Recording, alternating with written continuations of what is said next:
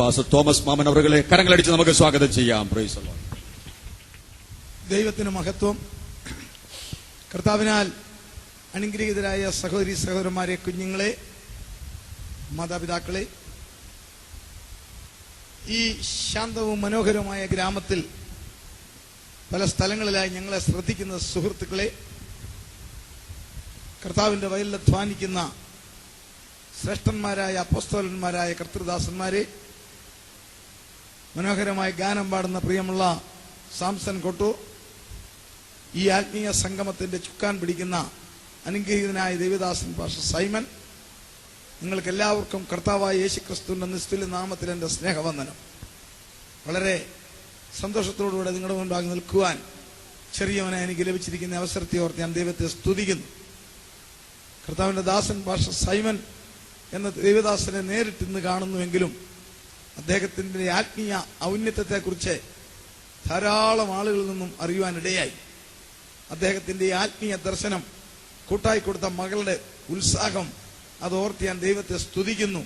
ഈ സംരംഭത്തിന്റെ എല്ലാം ദൈവത്തിന്റെ ആത്മാവ് അദ്ദേഹത്തിന് കൊടുത്തിരിക്കുന്ന ദർശനം എത്ര വലുതാണെന്ന് ഓർത്ത് ഞാൻ കർത്താവിന് മഹത്വം കരയേറ്റുന്നു. ഗാനങ്ങൾ പാടുന്ന സാംസൺ കോട്ടൂരെ ഒരു ഗായകൻ മാത്രമല്ല, അദ്ദേഹം എന്റെ അടുത്ത സുഹൃത്താണ്. തൃപ്പൂണിത്തുറ പട്ടണത്തിൽ അനേകരെ നേടുന്ന, അനേകം ആത്മാക്കളെ നേടുന്ന ഒരു സഭയുടെ ചുമതലക്കാരനാണ് അദ്ദേഹം. അദ്ദേഹവും കുടുംബമായി കർത്താവിന്റെ വയലിൽ അധ്വാനിക്കുന്നു. അദ്ദേഹത്തെ ഓർത്ത് സ്തോത്രം. കീബോർഡ് വായിക്കുന്ന പ്രിയ സഹോദരൻ ബിനോയ് നിങ്ങളുടെ അയൽവക്കക്കാരനാണെങ്കിലും അദ്ദേഹവും എന്റെ ഒരു ആത്മീയ മകനാണ്. ഒരു അനുഗ്രഹിക്കപ്പെട്ട ദൈവദാസന്റെ മകനൂടിയാണ്. ഈ പന്തലിനകത്തെ ഞാൻ വളരെ സ്നേഹിക്കുന്ന നിരവധി ദൈവദാസന്മാരുണ്ട്. അവരുടെ ആരുടെയും പേര് പറയുവാൻ ഞാൻ ആഗ്രഹിക്കുന്നില്ല. വെളിയിൽ നിന്നും അനേകർ വിളിച്ച് പ്രാർത്ഥിക്കുന്നുണ്ട്. മദ്രാസിൽ ദൈവസഭയിലെ ശുശ്രൂഷകൻ പാസ്റ്റർ ഗോമസ് എന്റെ സുഹൃത്താണ്. ഇവിടെ വെൺമണിയിലാണ് അദ്ദേഹത്തിന്റെ വീട്, മനക്കൽ എന്ന് പറയുമല്ലോ. അദ്ദേഹവും വിളിച്ചു പറഞ്ഞ് ഞാനും പ്രാർത്ഥിക്കുന്നു. അങ്ങനെ ഒരു പ്രാർത്ഥനയുടെ ഉയർത്തിൽ നിൽക്കുമ്പോൾ ദൈവമക്കളെ, ഇന്നും നാളെയുമായി ദൈവവചനത്തിന് ചില അത്യാവശ്യ കാര്യങ്ങൾ നിങ്ങളോട് പറയുവാൻ ഞാൻ ആഗ്രഹിക്കുന്നു. ഇന്നും ഇതിന്റെ തുടർമാനമായി നാളെയും സംസാരിക്കാൻ ആഗ്രഹിക്കുന്നു. ഇന്ന് രാത്രി നമുക്ക് ചിന്തിക്കുവാൻ എബ്രായ ലേഖനം 9-ാം അധ്യായം 28-ാമത്തെ വാക്യത്തിലേക്ക് നമ്മുടെ ശ്രദ്ധയെ തിരിക്കാം. എബ്രായ ലേഖനം 9-ാം അധ്യായം 28-ാമത്തെ വാക്യം. ക്രിസ്തു അങ്ങനെ തന്നെ അനേകരുടെ പാവങ്ങളെ ചുമപ്പാൻ ഒരിക്കൽ അർപ്പിക്കപ്പെട്ട് തനിക്കായി കാത്തു നിൽക്കുന്നവരുടെ രക്ഷയ്ക്കായി അവൻ പാവം കൂടാതെ രണ്ടാമതും പ്രത്യക്ഷനാകും. വചനമറിയാവുന്നവർക്കറിയാൻ ഞാൻ പ്രസംഗിക്കാൻ പോകുന്ന വിഷയം എന്താണ്? തനിക്കായി കാത്തു നിൽക്കുന്നവരുടെ രക്ഷയ്ക്കായി അവൻ പാപം കൂടാതെ വീണ്ടും പ്രത്യക്ഷനാകും. ഒരിക്കൽ കൂടി ദൈവത്തെ ഒന്ന് സ്തുതിച്ചാട്ടെ. നമുക്ക് അല്പം ഒന്ന് പുറകോട്ട് നോക്കി ചിന്തിക്കാം. ലോകം ഇന്നൊരു വലിയ വഴിത്തിരിവിൽ നിൽക്കുകയാണ്. ഈ 2011 എല്ലാ മേഖലകളിലും ആകാംക്ഷ. രാഷ്ട്രീയ ഗോളത്തിൽ, ശാസ്ത്രീയ ഗോളത്തിൽ, സാമ്പത്തിക മണ്ഡലത്തിൽ എല്ലാം ഒരു വലിയ ആകാംക്ഷ.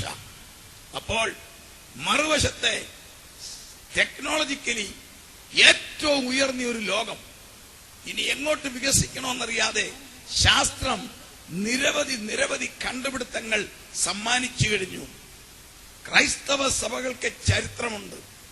വെൺമണി ആത്മീയ ഭൂമിശാസ്ത്രത്തിൽ ചരിത്രമുള്ള സ്ഥലമാ. ഇവിടെ 100 വർഷങ്ങൾക്ക് മുൻപേ സകല ദേവാലയങ്ങളിലും ഉണർവിന്റെ തീ കത്തിയിരുന്നെന്നാണ് ഞാൻ ഒരു പുസ്തകത്തിൽ വായിച്ചത്. അങ്ങനത്തെ ഒരു മണ്ണിൽ നിന്ന് പ്രസംഗിക്കുന്നത് തന്നെ ഒരു ഭാഗ്യമാണ്. ക്രൈസ്തവ സഭകൾക്ക് ചരിത്രമുണ്ടെങ്കിലും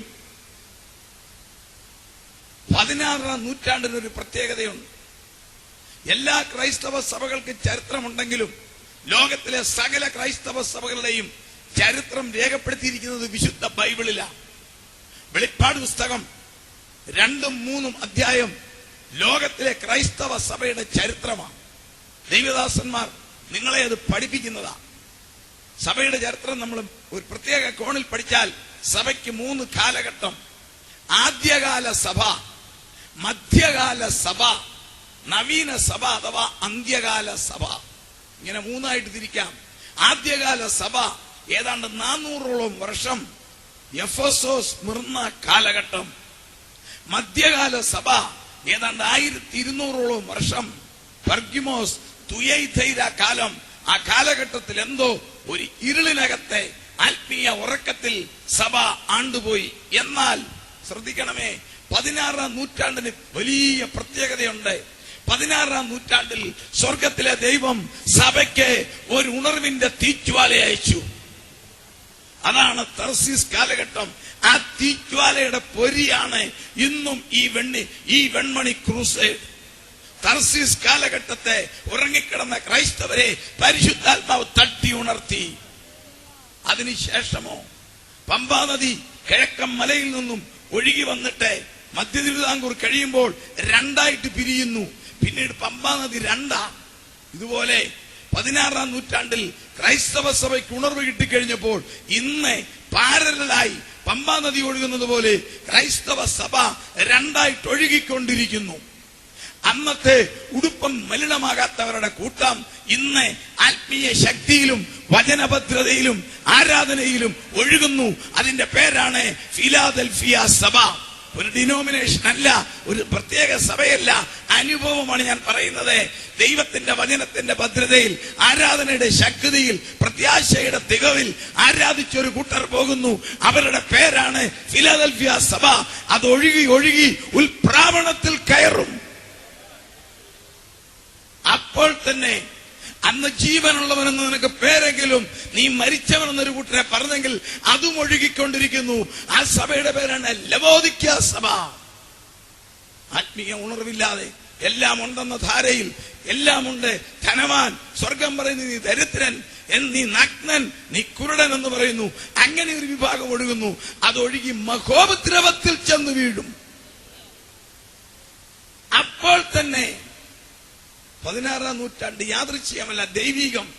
ശാസ്ത്രത്തിന് ഒരു ഉണർവ്. അതിന് മുമ്പും ശാസ്ത്രമുണ്ട്. ശാസ്ത്രത്തിന്റെ പിതാക്കന്മാരായ അരിസ്റ്റോട്ടലും പൈത്തോഗ്രസും ഒക്കെ ജീവിച്ചത് BC 500-കളിലാണ്. അവരുടെ പാതയിലാണ് സയൻസ് നീങ്ങുന്നതെങ്കിലും 16-ാം നൂറ്റാണ്ടിൽ ഈ സഭയുടെ ഉണർവുണ്ടായ അതേ കാലഘട്ടത്തിൽ അടുപ്പിച്ച് ശാസ്ത്രത്തിനും ചിറകുമുളച്ചു. Copernicus, Johannes Kepler, Galileo, Isaac Newton മുതലായ പ്രഗത്ഭന്മാർ എഴുന്നേറ്റു. ഗലീലിയോ ഈ ഭൂമിയുടെ ഷേപ്പ് കണ്ടുപിടിച്ചപ്പോൾ, ഈ ഭൂമിയുടെ ഗ്രാവിറ്റി, ആകർഷണ സിദ്ധാന്തം ഐസക് ന്യൂട്ടൻ കുത്തിക്കുറിച്ചു. അങ്ങനെ ശാസ്ത്രത്തിന് ചിറകുമുളച്ചെന്നാൽ 18-ാം നൂറ്റാണ്ടായപ്പോൾ സയൻസ് പറക്കാൻ തുടങ്ങി. അതിന് വ്യവസായ വിപ്ലവം എന്ന് പേര് പറയും. ഇന്ന് എവിടെ ചെന്ന് നിൽക്കുന്നു? നാം നിൽക്കുന്ന യുഗത്തിന്റെ പേര് നിങ്ങൾക്കറിയാം. കമ്പ്യൂട്ടർ യുഗം, ബ്രോഡ്ബാൻഡ്. ഇവിടെ ഇരുന്നു കൊണ്ട് നിസ്സാര ചെലവിൽ ലോകത്തുള്ള മുഴുവൻ ആളുകളെയും കാണാം. മൊബൈലല്ല, മൊബൈൽ വിപ്ലവം. മൊബൈൽ വിപ്ലവത്തിന്റെ നടുവിൽ നമ്മൾ നിൽക്കുന്നു. ആകാശത്തിന്റെ രണ്ടാമത്തെ തട്ടിക്കൂടെ 3 ലക്ഷമാണ് പറക്കുന്നത്. 3 ലക്ഷം ഫ്ലൈറ്റ്. ഗോളങ്ങളിലേക്ക് മനുഷ്യൻ ചെന്നെത്തിക്കഴിഞ്ഞു. ചൊവ്വയിലേക്കുള്ള യാത്രയിൽ ചൂടായിട്ട് നിൽക്കുന്നു. എത്ര പുരോഗതി! 2030-ൽ ചന്ദ്രനിലെ കറണ്ട് ഇന്ത്യയിൽ കൊണ്ടുവരാൻ പദ്ധതി. സൂര്യനിൽ നിന്നും വമിക്കുന്ന ഹീലിയം 3 വന്ന് വീഴുന്നത് ചന്ദ്രനില്ല. അവിടുന്ന് 2000 ടൺ എങ്ങനെയാലും ഇവിടെ എത്തിച്ചാൽ മതി. വെറും 2000 ടണ്ണ് ഇവിടെ എത്തിച്ചാൽ ഇന്ത്യ മുഴുവൻ 100 വർഷത്തേക്ക് കറണ്ട് ഫ്രീ. 2030-ൽ അത് നടക്കുമെന്ന് ശാസ്ത്രജ്ഞന്മാർ സ്വപ്നം കാണുമ്പോൾ അവരുടെ സഹപ്രവർത്തകർ തന്നെ വേറൊരു ചോദ്യം ചോദിക്കുന്നു. 2030 ചന്ദ്രൻ ഉണ്ടായിട്ട് വേണ്ടേ കറണ്ട് കൊണ്ടുവരാൻ? അങ്ങനെ പുരോഗമിച്ചിരിക്കുന്ന ഒരു ലോകം. എല്ലാ വിധത്തിലും എല്ലാ തരത്തിലും അതിമനോഹരമായ ഭവനങ്ങൾ, വീടിനേക്കാൾ മനോഹരമായ നിരത്തുകൾ, കടല് നികത്തി പൂന്തോട്ടവും ഹോട്ടലുകളും. ശാസ്ത്രത്തിന്റെ പുരോഗതി. ആഴക്കടൽ നികത്തി പൂന്തോട്ടവും ഹോട്ടലുകളും. എവിടെയെല്ലാം എല്ലാ ഗ്രാമങ്ങളിലും സോഡിയം വേപ്പർ ലൈറ്റ് പ്രകാശിക്കുന്നു. അങ്ങനെ ലോകം മുഴുവൻ ഒരു ത്വരിതഗതിയിൽ പോകുമ്പോൾ ഒരു മറുവശം പറയാം, നഷ്ടം മനുഷ്യർക്ക് മാത്രം, വേറെ ആർക്കും നഷ്ടം പറ്റിയില്ല. എന്താണ് നഷ്ടം? ഒന്നാമത്തെ നഷ്ടം അവന്റെ സമാധാനം പോയി. സമാധാനമില്ല. ലോകം മുഴുവൻ നിങ്ങൾ കാണണം. കേരളത്തെയോ ഇന്ത്യയോ അല്ല, ഈ ലോകത്തെ നിങ്ങൾ കണ്ടുകൊള്ളുക. മനുഷ്യർക്ക് സമാധാനമില്ല. അതിനും ശാസ്ത്രം ഒരു മറുപടി പറഞ്ഞിട്ടുണ്ട്. ഒരു നല്ല ഉത്തരം. എനിക്ക് സമാധാനമില്ലെന്ന് പറഞ്ഞാൽ നാണം കേടാ. അതിനൊരു സ്റ്റാറ്റസ് ഉള്ള വാക്കുണ്ട്, എനിക്കപ്പടി ടെൻഷനാണ്. അത് പറയുമ്പോൾ തന്നെ ഒരു വെയിറ്റ് പോലെ. സംഗതി എന്നതാ, ഉള്ളിൽ ഒരു സമാധാനവുമില്ല. അവന്റെ സമാധാനം നഷ്ടപ്പെട്ടു. 2, ജീവിതത്തിന്റെ കുതിപ്പിനകത്ത് ബന്ധങ്ങൾ മുറിഞ്ഞുപോയി. ഇല്ലേ? ആലോചിച്ച് നോക്കിക്കേ. ബന്ധങ്ങൾ വിട്ടു. 3, രക്തബന്ധങ്ങൾ പോലും അകന്നുപോയി. 4, കുടുംബം തകരുന്നു. കുടുംബ തകർച്ച തകരുന്നു. 5, അവന്റെ ആരോഗ്യം നഷ്ടപ്പെട്ടു. 6, ദൈവവുമായിട്ടുള്ള ബന്ധത്തിനും അകൽച്ച. 7, അവൻ ലോകത്തിനകത്ത് മുങ്ങി നിൽക്കുന്നു. എന്തു പറ്റി? അതെ, ഒരു കാര്യം ഞാൻ പറയാൻ പോവുകയാണ്. ഈ തലമുറ ചില പ്രത്യേക സംഭവം നടക്കാൻ പോകുന്നു. സ്തോത്രം. കരങ്ങളെ ദൈവത്തെ സ്തുതിച്ചേ. എന്താണ് ഈ മനുഷ്യന്റെ പ്രത്യേകത? മറ്റ് സൃഷ്ടികളെക്കാൾ ദൈവം തമ്പുരാൻ മനുഷ്യന് 3 പ്രത്യേകത. 1, മനുഷ്യന്റെ ബുദ്ധി മാത്രം വികസിച്ചിട്ടുണ്ട്. മൃഗങ്ങളുടെയും പക്ഷികൾക്കും ബുദ്ധിയുണ്ടെങ്കിലും വികസിച്ചിട്ടില്ല. നമുക്കങ്ങനല്ല. നമ്മുടെ ന്യൂറോൺ ദൈവം തമ്പുരാൻ സൃഷ്ടിച്ചിരിക്കുന്നത് ആലോചിക്കാൻ, ചിന്തിക്കാൻ, പ്രവർത്തിക്കാൻ, കണ്ടുപിടിക്കാൻ. അങ്ങനെയാണ് എല്ലാ മനുഷ്യവർഗത്തിന്റെയും തലച്ചോറെന്നും മലയാളത്തിൽ പറയുന്ന ന്യൂറോൺ. 3 കോടി ന്യൂറോൺ ഇതിനകത്തുണ്ടെങ്കിൽ അത് വികസിച്ചതാ. അതിനെ ബന്ധപ്പെടുത്തുന്ന ന്യൂറോ ട്രാൻസ്മിറ്റേഴ്സ് ഉണ്ട്. അതാണ് നമ്മളെ പ്രവർത്തിപ്പിക്കുന്നത്. അത് വികസിച്ചത് കൊണ്ട് ആലോചിക്കുന്നു, ചിന്തിക്കുന്നു, പ്രവർത്തിക്കുന്നു, കണ്ടുപിടിക്കുന്നു. മൃഗങ്ങളോ പക്ഷികളോ വല്ലതും കണ്ടുപിടിച്ചിട്ടുണ്ടോ? ചിന്തിച്ചിട്ടുണ്ടോ? 6000 വർഷം മുമ്പും കാക്ക ചുള്ളിക്കമ്പ് കൊണ്ട് കൂട് വെക്കും. ഇന്നും ഏത് രാജ്യത്ത് ചെന്നാൽ അതേ ഉള്ളു പണി. ഏതെങ്കിലും ഒരു കാക്ക ഒരു ജനലയിൽ വെച്ചിട്ടുണ്ടോ? നമ്മളോ 100 വർഷം മുമ്പുള്ള വീടാണോ? 50 വർഷം മുമ്പുള്ള വീടാണോ? 25 വർഷം മുമ്പുള്ള ഫ്ലോറിംഗ് ആണോ? എന്താ? ബുദ്ധി വികസിച്ചു. ദൈവത്തിന്റെ അനുഗ്രഹമാ. 2, മനുഷ്യർക്ക് മാത്രം ഭാഷാ വരം. ഏത്? വ്യക്തമായ ഭാഷയിൽ സംസാരിക്കാം. നമ്മുടെ വോക്കൽ കോഡും തലയിലെ ഈ ഭാഗത്തെ ഭാഷാ കേന്ദ്രവും തമ്മിലുള്ള ബന്ധം നിമിത്തം വ്യക്തമായ ഭാഷയിൽ സംസാരിക്കാം. വേറെ ഒരു ജീവിക്കും ഒക്കത്തില്ല. പശു കരഞ്ഞാൽ ഇമ്മേ, തല്ലിയാലും ഇമ്മേ, കുളിപ്പിച്ചാലും ഇമ്മേ. പട്ടി കരഞ്ഞാൽ ബൗ എന്ന് മാത്രം. ചോറ് കൊടുത്താലും ബൗ, മുട്ട കൊടുത്താലും ബൗ, ഒന്നും കൊടുത്തില്ലേലും ബൗ. നമ്മളോ വ്യക്തമായി സംസാരിക്കാം. 3, മനുഷ്യർക്കുള്ള പ്രത്യേകത. കണ്ണിൽ കാണുന്ന കാര്യങ്ങൾ മനസ്സിൽ പതിപ്പിച്ചാൽ അത് ഓർമ്മയായി നിലനിൽക്കും. ദൈവം എന്തിനീ 3 കാര്യങ്ങൾ തന്നു? സ്വർഗത്തിലെ ദൈവത്തിന് വെറുതെയല്ല, ഒരു ഉദ്ദേശമുണ്ട്. മനുഷ്യർ ദൈവവുമായി നിരന്തരം ബന്ധപ്പെടണം. ഞാൻ വേഗം മുന്നോട്ട് വരിക. വിഷയത്തിലേക്ക് കയറിയോണ്ട് ഒത്തിരി കാര്യങ്ങൾ കട്ടൗട്ട് ചെയ്യുക. ഹല്ലേലൂയ. നിങ്ങൾക്കറിയാം, ഇവിടെ ഇരിക്കുന്നവർ നല്ലൊരു ശതമാനം ആത്മീയരാ. ഞാനൊരു സഭയ്ക്കെതിരല്ല, ഒരു മതത്തിനെതിരല്ല, ഒരു സഭയെ വിമർശിക്കത്തില്ല, ഒരു മതത്തെ വിമർശിക്കത്തില്ല. ഈ തലമുറയിൽ സംഭവിക്കാൻ പോകുന്ന ഏറ്റവും വലിയ അപകടത്തെക്കുറിച്ചും ഏറ്റവും വലിയ ഭാഗ്യത്തെക്കുറിച്ചും പറഞ്ഞവസാനിപ്പിക്കും. എന്നാൽ മനുഷ്യർക്ക് പറ്റിയ പ്രമാദം പാപം. അതിനകത്തും പിശാചുമായ കലർത്തി. പാപം എന്ന് പറയുമ്പം കുറച്ച് ലിസ്റ്റ് എഴുതി കൈ തന്നിട്ടുണ്ടവൻ. പാപം. ഈ ഹോട്ടലിൽ ചെന്നാൽ കാണാം ദോശ, ഇഡ്ഡലി, പരിപ്പുവട, ഉഴുന്നുവട, സാമ്പാർ. ഇതുപോലെ പാപത്തിനൊരു ലിസ്റ്റ് അവനടിച്ച് കൈ തന്നിട്ടുണ്ട്. അപ്പൊ എല്ലാവരുടെ വിചാരം അറിയാവോ? അതാ പാപം. ശ്രദ്ധിക്കണമേ ദൈവമക്കളെ. ഞാൻ പറഞ്ഞല്ലോ, ഈ തലച്ചോറെന്ന് പറയുന്ന സാധനം, ഈ ഡോക്ടേഴ്സിന്റെ ഭാഷയിൽ ഈ ഭാഗത്തിന്റെ പേര് ഹിപ്പോകാമ്പസ്. തലച്ചോറിന്റെ പുറകുഭാഗം. അവിടെ ഒരു ദിവസം കയറി വരുന്നത് 10,000 കോടി വിവരം. ഈ ഹിപ്പോകാമ്പസ് കോളേജ് കാമ്പസിനൊക്കെ വലുതാ. 10,000 കോടി ഇൻഫർമേഷൻ ഇവിടെ വരുന്നു. നിങ്ങൾ ഞാൻ ഉറങ്ങുമ്പോൾ ഇവിടെ വർക്കാ. Price the Lord. അതിനകത്ത് ഇഷ്ടമുള്ള തെരഞ്ഞെടുക്കാം, അല്ലാത്തത് പൊക്കോളും. തെരഞ്ഞെടുത്താൽ അത് മുന്നോട്ട് കയറും, ഈ മുൻഭാഗത്തേക്ക് കയറി വരും. അതിന്റെ പേര് നിയോകോർട്ടെക്സ്. അവിടെ വന്നാൽ അതൊരു സ്വഭാവം. ഒരു കസേര ഇവിടെ ഞാൻ കണ്ടു, ഉടനെ ഹിപ്പോകാമ്പസിൽ കണ്ടു. എനിക്ക് ഇരിക്കണമെന്ന് ചിന്തിച്ചാൽ ഉടനെ ഞാൻ ഇരുന്നു. ഗണ്യമാക്കുന്നില്ലെങ്കിൽ ഇല്ല. ഇതുപോലെ നമ്മുടെ മനസ്സിനകത്ത് വരുന്ന ചില ആയുണ്ട്. ആ ആയെല്ലാം കൂടെ ചേർന്നാൽ പാപം. കുട്ടികളോട് ആയും കൂടെ ചേർന്ന് എത്ര ജാമോഹം പറയും വലിയ ആയാണ്. എന്നാൽ അതല്ല. ഞാൻ വേറെ ഒരു 6-7 കാണിക്കാം. അനീതി, അധർമ്മം, അവിവേകം, അവിശ്വസ്തത, അശുദ്ധി, അത്യാഗ്രഹം, അസൂയ. ഈ 7 ഇതിനകത്ത് കയറി അത് പ്രവർത്തന മണ്ഡലത്തിലായാൽ സ്വർഗത്തിലെ ദൈവത്തിന്റെ ഭാഷയിൽ തേജസ് പോയ, കൃപ പോയ മനുഷ്യൻ പാപി. ശ്രദ്ധിച്ചു നോക്കിക്കേ.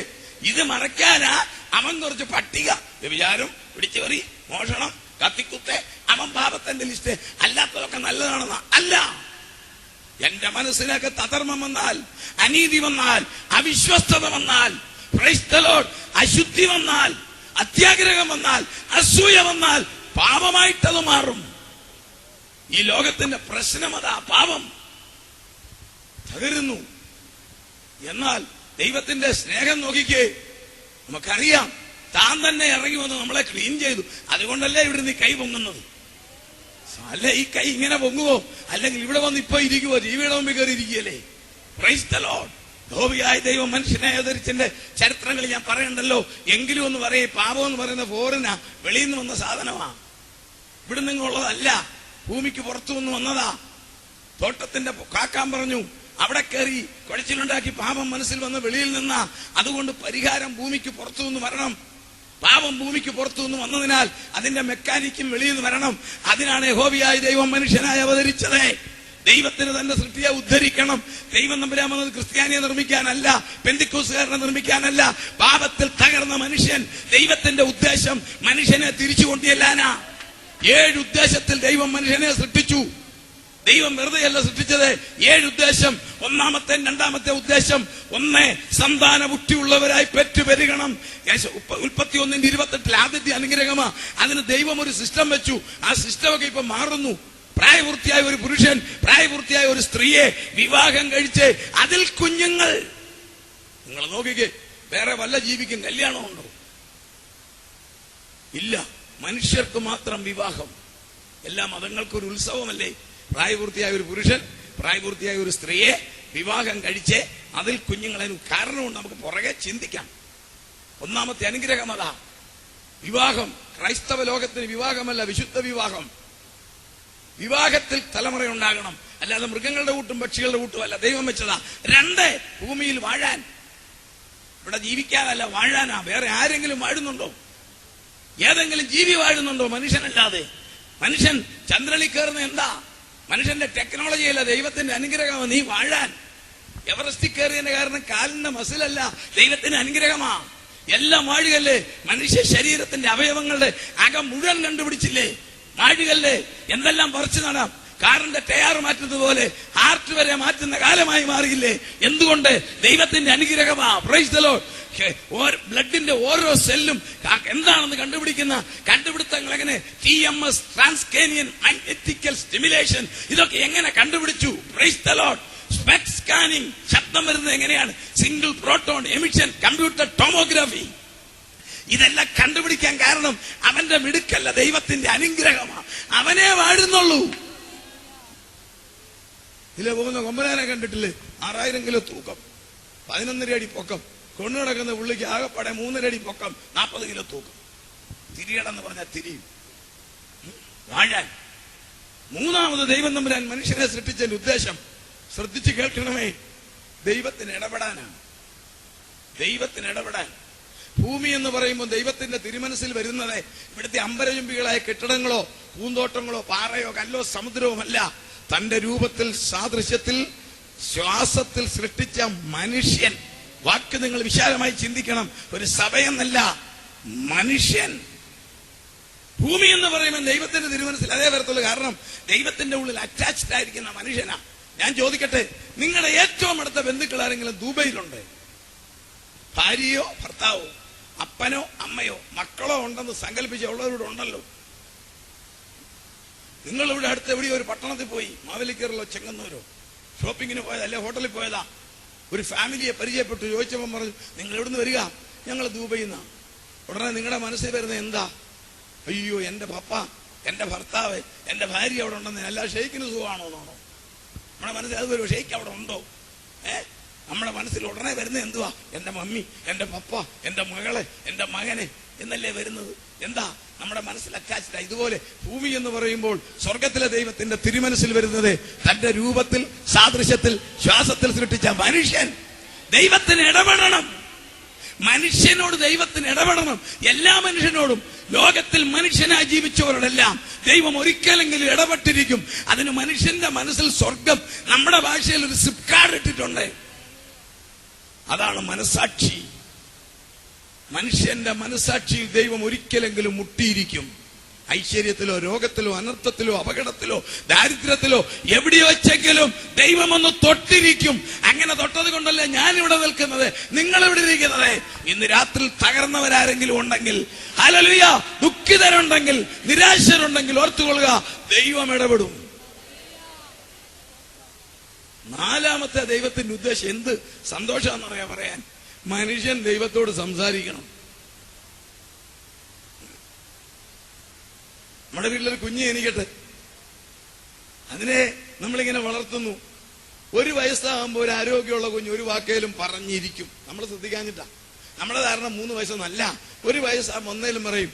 അത് കഴിഞ്ഞ് അല്ലെ 2 വയസ്സിനാ പറയാം. നിങ്ങൾ ശ്രദ്ധിച്ചിട്ടുണ്ടോ, ഏത് ലോകത്തിലും ഇതൊക്കെ തമ്പുരാന്റെ അഡ്ജസ്റ്റ്മെന്റാ, ഏത് രാജ്യത്തിലും ഏത് കുഞ്ഞും ആദ്യം പറയുന്ന ഒരു വാക്കുണ്ട്. പ്രൈസ് ലോഡൊന്നൊന്നുമല്ല, ആദ്യം ഏത് കുഞ്ഞും പറയുന്നത് അമ്മ. അമ്മായിയമ്മയൊന്നും പറയത്തില്ല, അമ്മ. എവിടുന്ന് കിട്ടി? തമ്പുരാന്റെ അഡ്ജസ്റ്റ്മെന്റ് ഉണ്ടോ? ഒരു പശുവിന്റെ പാല് കിടാവ് കുടിക്കുക. കിടാവ് പാലിങ്ങനെ സുഖമായിട്ട് കുടിക്കുമ്പം കിടാവിന്റെ കണ്ണുകൊണ്ട് കാണുന്നത് എന്നാന്നറിയാവോ? പശുവിന്റെ വാല. ഒരു കുഞ്ഞെ, അഥവാ ഞാനും നിങ്ങളും, നമ്മുടെ കുഞ്ഞെ അമ്മ ഇങ്ങനെ മാറത്ത് വെച്ച് പാല് കൊടുക്കുമ്പം അത് കാണുന്നത് എന്നാന്നറിയാമോ? പ്രൈസ് ദി ലോർഡ്, അമ്മയുടെ മുഖമാ. അല്ലാതെ പരിഷ്കാരപ്പെട്ട അമ്മമാരെ കുപ്പിപ്പാൽ കൊടുത്താൽ ആ കുഞ്ഞ് കാണുന്നത് ബലൂണാ. Price the Lord. അതും വ്യത്യാസമുണ്ട്, മനസ്സിലായോ? അതാ ചിന്തിലോട്ട് കയറി വരുന്ന ബലൂണാ. അലങ്കരിക്കാൻ തൊട്ടിയെ കെട്ടിയിട്ടിരിക്കുന്ന ബലൂണ. എന്നാൽ ദൈവം തമ്പുരാന്റെ ഹിതപ്രകാരം ഒരമ്മ, നോക്കിക്കേ, തമ്പുരാന്റെ ബോഡി അഡ്ജസ്റ്റ്മെന്റ് കണ്ടോ? അമ്മയുടെ പാൽ ഇങ്ങനെ ചെരിഞ്ഞു കിടത്തി തല പൊക്കി വെച്ച്, നോക്കിക്കേ, തല താത്തിടാതെ തല പൊക്കി. ദൈവം തമ്പുരാന്റെ പരിപാടിയാ. ദൈവം തല പൊക്കി വല്ല സംഭാഷണം സ്വന്തം ചെയ്തതല്ല, ദൈവം തമ്പുരാന്റെ പരിപാടിയാ. കുഞ്ഞിന്റെ തല പൊക്കി വെച്ച് കാല് താത്ത് വെച്ച് അമ്മയുടെ കൈത്തണ്ടൽ ഇങ്ങനെ വെച്ച് പാലങ്ങോട്ട് കൊടുക്കുമ്പം ഈ പാലങ്ങോട്ട് കുടിച്ച് കുടിച്ച് കുടിച്ച് മേലോട്ട് നോക്കുമ്പം അമ്മയുടെ മുഖം. Price the Lord. പരിചയപ്പെട്ടു. പിന്നെ നോക്കിക്കേ, ഏതമ്മയും ആദ്യം പറയും, കുഞ്ഞിനെ പഠിപ്പിക്കുന്നത് അറിയാവോ? മമ്മി പാല് തരാം, മമ്മി കുളിപ്പിക്കാം, മമ്മി ഉമ്മ തരാം, മമ്മി ഉടുപ്പ് മാറ്റാം. ഏതെങ്കിലും അമ്മ ഇവിടെ പറയുമോ പപ്പ തരാന്ന് പറയുമോ? പറയത്തില്ല. പ്രൈസ്, അത് പുറകില. അച്ചായാപ്പത്തൊക്കെ പറഞ്ഞാലും ഈ വിഷയത്തെ വരുമ്പോ മമ്മി അത് വേണം. അമ്മയും മകനും നമുക്ക് ചിന്തിക്കാൻ ഇപ്പൊ സമയമില്ല, ഒരു ബന്ധുവാ. അതുകൊണ്ടല്ലേ എന്തെങ്കിലും ഒരു പ്രശ്നം വന്നാൽ എല്ലാവരും പറഞ്ഞു, അയ്യോ എന്റെ അമ്മേ, അമ്മയമ്മയെന്നല്ല, എന്റെ അമ്മേ. അപ്പോൾ ഈ കുഞ്ഞാദ്യം പറയുന്ന വാക്ക് അമ്മ. അത് കഴിയുമ്പോഴോ പിന്നെ പഠിപ്പിക്കും പപ്പ. അത് കഴിഞ്ഞ് ഈ കുഞ്ഞെ ഈ അമ്മ പറയുന്ന ഈ വോക്കൽ കോടി നിന്ന് വരിക, അത് കൊഞ്ഞേലേ പറയത്തുള്ളൂ. ഇതിന് ശരിക്കും പറയാനറിയാൻ മേല, ഭാഷയൊന്നുമില്ല. അത് എനിക്ക് ഇച്ചിരി ഇഞ്ഞിഞ്ഞ വേണം എന്നൊക്കെ പറയുമ്പോ ഏതെങ്കിലും അമ്മ പറയുവോ? ഗ്രാമർ പഠിച്ചിട്ട് പറയടാന്ന് പറയുവോ? ഇല്ല. അത് കേൾക്കുന്ന എന്നാ സന്തോഷമാ. ഇത് തന്നെ ദൈവത്തിന്റെ ഏറ്റവും വലിയ സന്തോഷം, മനുഷ്യൻ ദൈവത്തോട് സംസാരിക്കണം. Price the Lord. അതിനൊരു ഭാഷയുണ്ട്, മലയാളമല്ല, ഹിന്ദിയല്ല, ജപ്പാൻ ഭാഷയല്ല. ദൈവം ആത്മാവാകുന്നു, അവനെ നമസ്കരിക്കുന്നവർ ആത്മാവിലും സത്യത്തിലും നമസ്കരിക്കും. നാം ദൈവത്തെ സ്തുതിക്കുന്നു, പ്രാർത്ഥിക്കുന്നു, എന്നാൽ ആരാധിക്കുമ്പോഴുണ്ടല്ലോ ദൈവത്തോട് നമ്മൾ സംസാരിക്കുന്നു. അല്പം കൂടെ തെളിച്ചു പറഞ്ഞാൽ പൗലോസ് ശ്ലീഹ പറയുന്നു, അന്യഭാഷയിൽ സംസാരിക്കുന്നവൻ ദൈവത്തോട് സംസാരിക്കുന്നു, ആരും തിരിച്ചറിയുന്നില്ല ദൈവത്തെ.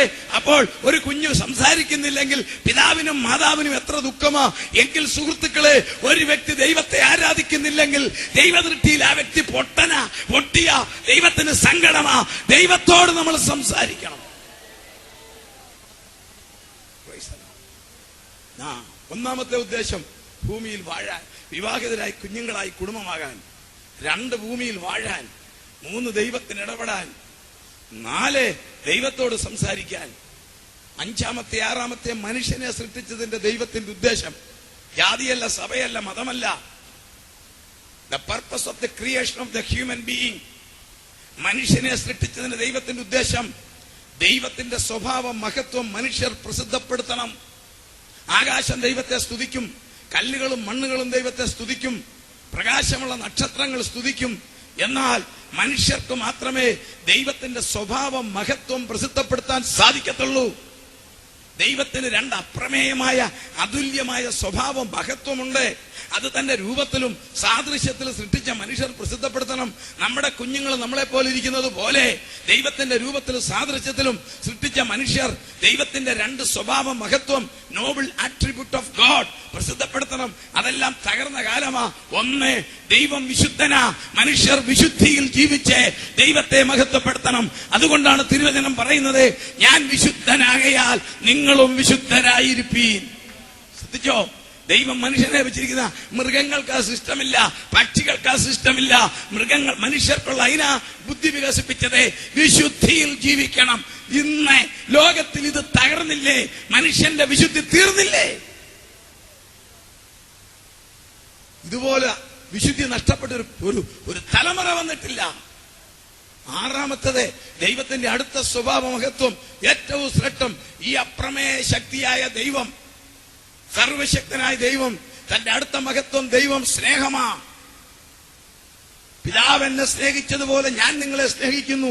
യേശു തമ്പുരാൻ പറഞ്ഞു, നിങ്ങൾ തമ്മിൽ സ്നേഹിക്കുമ്പോൾ നിങ്ങൾ എന്റെ ശിഷ്യന്മാരെന്ന് ലോകമറിയും. ഇത് തീർന്നില്ലേ? ഇന്ന് ഏറ്റവും മായം കലർത്തുന്ന സ്നേഹമല്ലേ? വീട്ടിൽ സ്നേഹമുണ്ടോ? പിതാവും മാതാവും തമ്മിൽ സ്നേഹമുണ്ടോ? അപ്പനും മക്കളോട് സ്നേഹമുണ്ടോ? ഭാര്യ ഭർത്താക്കന്മാർക്ക് തമ്മിൽ സ്നേഹമുണ്ടോ? അയൽക്കാരോട് സ്നേഹമുണ്ടോ? ജോലിക്കാരോട് സ്നേഹമുണ്ടോ? എന്തുപറ്റി? മനുഷ്യവർഗം തകരുന്നു. ഏഴാമത്തെ ദൈവത്തിന്റെ പരമോന്നത ഉദ്ദേശം മറ്റൊന്നാ.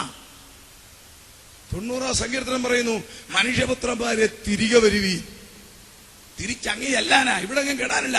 മനുഷ്യനെന്ന് പറഞ്ഞാൽ ഈ ശരീരമല്ല, ഇതൊരു കവറാ. ഇതിനകത്തിരിക്കുന്ന ഈ ആത്മാവാ മനുഷ്യൻ.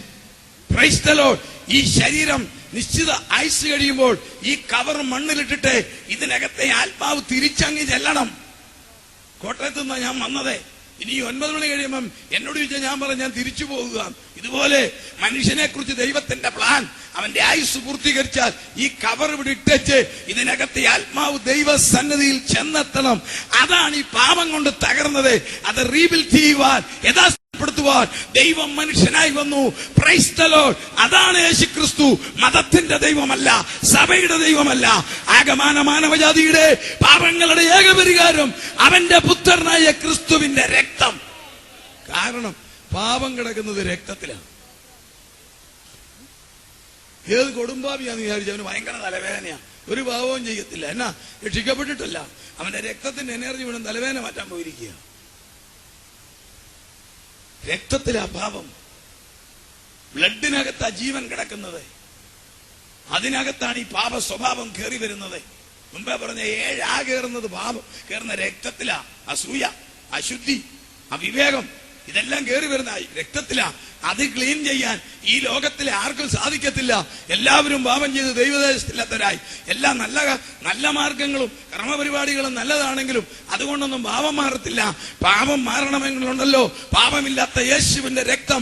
വിശ്വാസത്തിന്റെ പൈപ്പിൽ കൂടെ വരുന്ന സ്പിരിച്വൽ ഡയാലിസിസ് ചെയ്താൽ പാപം മാറിക്കിട്ടും. അവന്റെ പുത്രനായ ക്രിസ്തുവിന്റെ രക്തം സകല പാപവും പോക്കി നമ്മെ ശുദ്ധീകരിക്കും. നിങ്ങൾ ഉത്തരവൊന്നും പറയണ്ടെങ്കിലും ദൈവമക്കളെ, സുഹൃത്തുക്കളെ, ഞാനൊരു ചോദ്യം ചോദിക്കാം, മനസ്സിൽ പറഞ്ഞാൽ മതി. ഏറ്റവും വലിയ ഭാഗ്യവാൻ ആരാ? ലോകത്തിൽ ഒത്തിരി ഭാഗ്യവാന്മാരുണ്ട്. നോബൽ സമ്മാനം മേടിക്കുന്ന ആള് ഭാഗ്യവാനാ. പക്ഷെ കെമിസ്ട്രിക്ക് നോബൽ സമ്മാനം കിട്ടിയെങ്കിൽ ഫിസിക്സിനോട് തന്നെ കിട്ടുമ്പോ ഇത് സെക്കൻഡായി. ഓടി അത്ലറ്റ്സ് സ്പോർട്സിൽ സമ്മാനം മേടിക്കും, ഗോൾഡ് മെഡൽ കിട്ടും, നമ്മളെ സ്വീകരിക്കും. പിറ്റേ വർഷം അതിന്റെ റെക്കോർഡ് ഭേദിച്ച് അവന്റെ ഭാഗ്യം തീർന്നു. ഏറ്റവും വലിയ ഭാഗ്യവാൻ ആരാ? വേറൊരു വിധത്തിൽ പറയാം, നോക്കിക്കേ, നിങ്ങൾ മനസ്സിലാക്കാനാ. ഇന്ത്യൻ പ്രധാനമന്ത്രി ഭാഗ്യവാനാ. ഇന്നലെ പുറകെ ഞാൻ പറയും, അമേരിക്കക്കാരുടെ 2 ബാങ്ക് പൊട്ടി, സമ്പദ്ഘടന തകർന്നു, ലോകം മുഴുവൻ തകർന്നു, ഇന്ത്യ പിടിച്ചു നിൽക്കുന്നു. എന്തുകൊണ്ട്? ഭരണത്തിന്റെ മികവ് നടത്തുന്ന മുമ്പിൽ നിൽക്കുന്ന മിസ്റ്റർ മൻമോഹൻ സിംഗിന്റെ കഴിവ്. അദ്ദേഹം ഒരു നല്ല സാമ്പത്തിക ശാസ്ത്രജ്ഞനാ. ഞാൻ രാഷ്ട്രീയമല്ല പറയുന്നത്. അദ്ദേഹത്തിന് അറിയാം സമ്പദ്ഘടന എങ്ങനെ കൊണ്ടുപോകണം. ലോകത്തിലെ ഏത് രാജ്യത്ത് ചെന്നാലും ഈ ചക്കര ഈച്ച പൊതിയുന്ന പോലെ അവളുടെ ചുറ്റും ആള് കൂടും. അത് തന്നെയാണോ? സകല ലോകരാഷ്ട്രങ്ങൾ ഇന്ത്യയിൽ ബിസിനസിന് തയ്യാർ. ജപ്പാൻ, കൊറിയ, ഗൾഫ്, യൂറോപ്പ് എല്ലാം പറഞ്ഞത് എത്ര കോടി വേണമെങ്കിലും ഇന്ത്യ കൊണ്ട് മുടക്കാം. ഇന്ത്യ ഗവൺമെന്റ് ഒന്ന് അനുവദിച്ചാൽ മതി. കാരണം ഒരു കാര്യം അവർക്ക് മനസ്സിലായി. എന്താണെന്നറിയാമോ? ഇവിടെ കൊണ്ട് പണം അടക്കിയാൽ നഷ്ടപ്പെടത്തിൽ. ഇവിടുത്തെ എക്കണോമി സ്റ്റേപ്പിളാണ്. അപ്പൊ അദ്ദേഹം ഭാഗ്യവാനാ, നമുക്ക് അദ്ദേഹത്തെ പുകഴ്ത്താം. എന്നാൽ ഒരു കാര്യമുണ്ട്, ഒരു 3 വർഷം കഴിയുമ്പം പുള്ളിയുടെ പേരിന്റെ മുമ്പിൽ 2 അക്ഷരം കയറി വരും, മുൻ പ്രധാനമന്ത്രി. ഭാഗ്യം അവിടെ തീർന്നു. ഇവിടെ മുൻ ദൈവമക്കളുണ്ട്, കൈപൊക്കിക്കേ. മുൻ ദൈവമക്കള്, മുൻ ആരേലും ഉണ്ടോ? മുൻ ദൈവമക്കളുണ്ടോ? അപ്പൊ ഭാഗ്യം ആരാന്ന് നോക്കണം. നമ്മളെ ഈ ഇന്ത്യയിലെ കേരളത്തിലെ പൗരന്മാരെന്നുള്ള രീതിയിൽ ചില ധാർമ്മിക ചുമതലകൾ നമുക്കുണ്ട്. നമ്മുടെ സഭയിലുള്ളവരെ, ബാലാപിതാക്കളെ ബഹുമാനിക്കണം. അത് കഴിഞ്ഞാൽ നമ്മൾ ബഹുമാനിക്കേണ്ടത് ഈ ഗവൺമെന്റിനെ കറക്കുന്ന ഉദ്യോഗസ്ഥന്മാരെയാ. ഏത് രാഷ്ട്രീയ പാർട്ടി ഭരിച്ചാലും ഗവൺമെന്റ് മിഷനറി കറങ്ങണമെങ്കിൽ, നീങ്ങണമെങ്കിൽ ഉദ്യോഗസ്ഥന്മാർ വേണമില്ല, ഒരു പണിയും നടക്കത്തില്ല. ഒരു സർട്ടിഫിക്കറ്റിന് പഞ്ചായത്ത് ഓഫീസിൽ ചെന്ന് സെക്രട്ടറി അവധിയാണ്, നമ്മുടെ കാര്യം തീർന്നു. അപ്പൊ നമ്മൾ ഗവൺമെന്റ് ഉദ്യോഗസ്ഥന്മാരെ ബഹുമാനിക്കാൻ ദൈവമക്കളും എല്ലാവരും ബാധ്യസ്ഥരാ. ഇനി ബഹുമാനിച്ചില്ലല്ലോ അവർ ബഹുമാനിപ്പിച്ചോളൂ.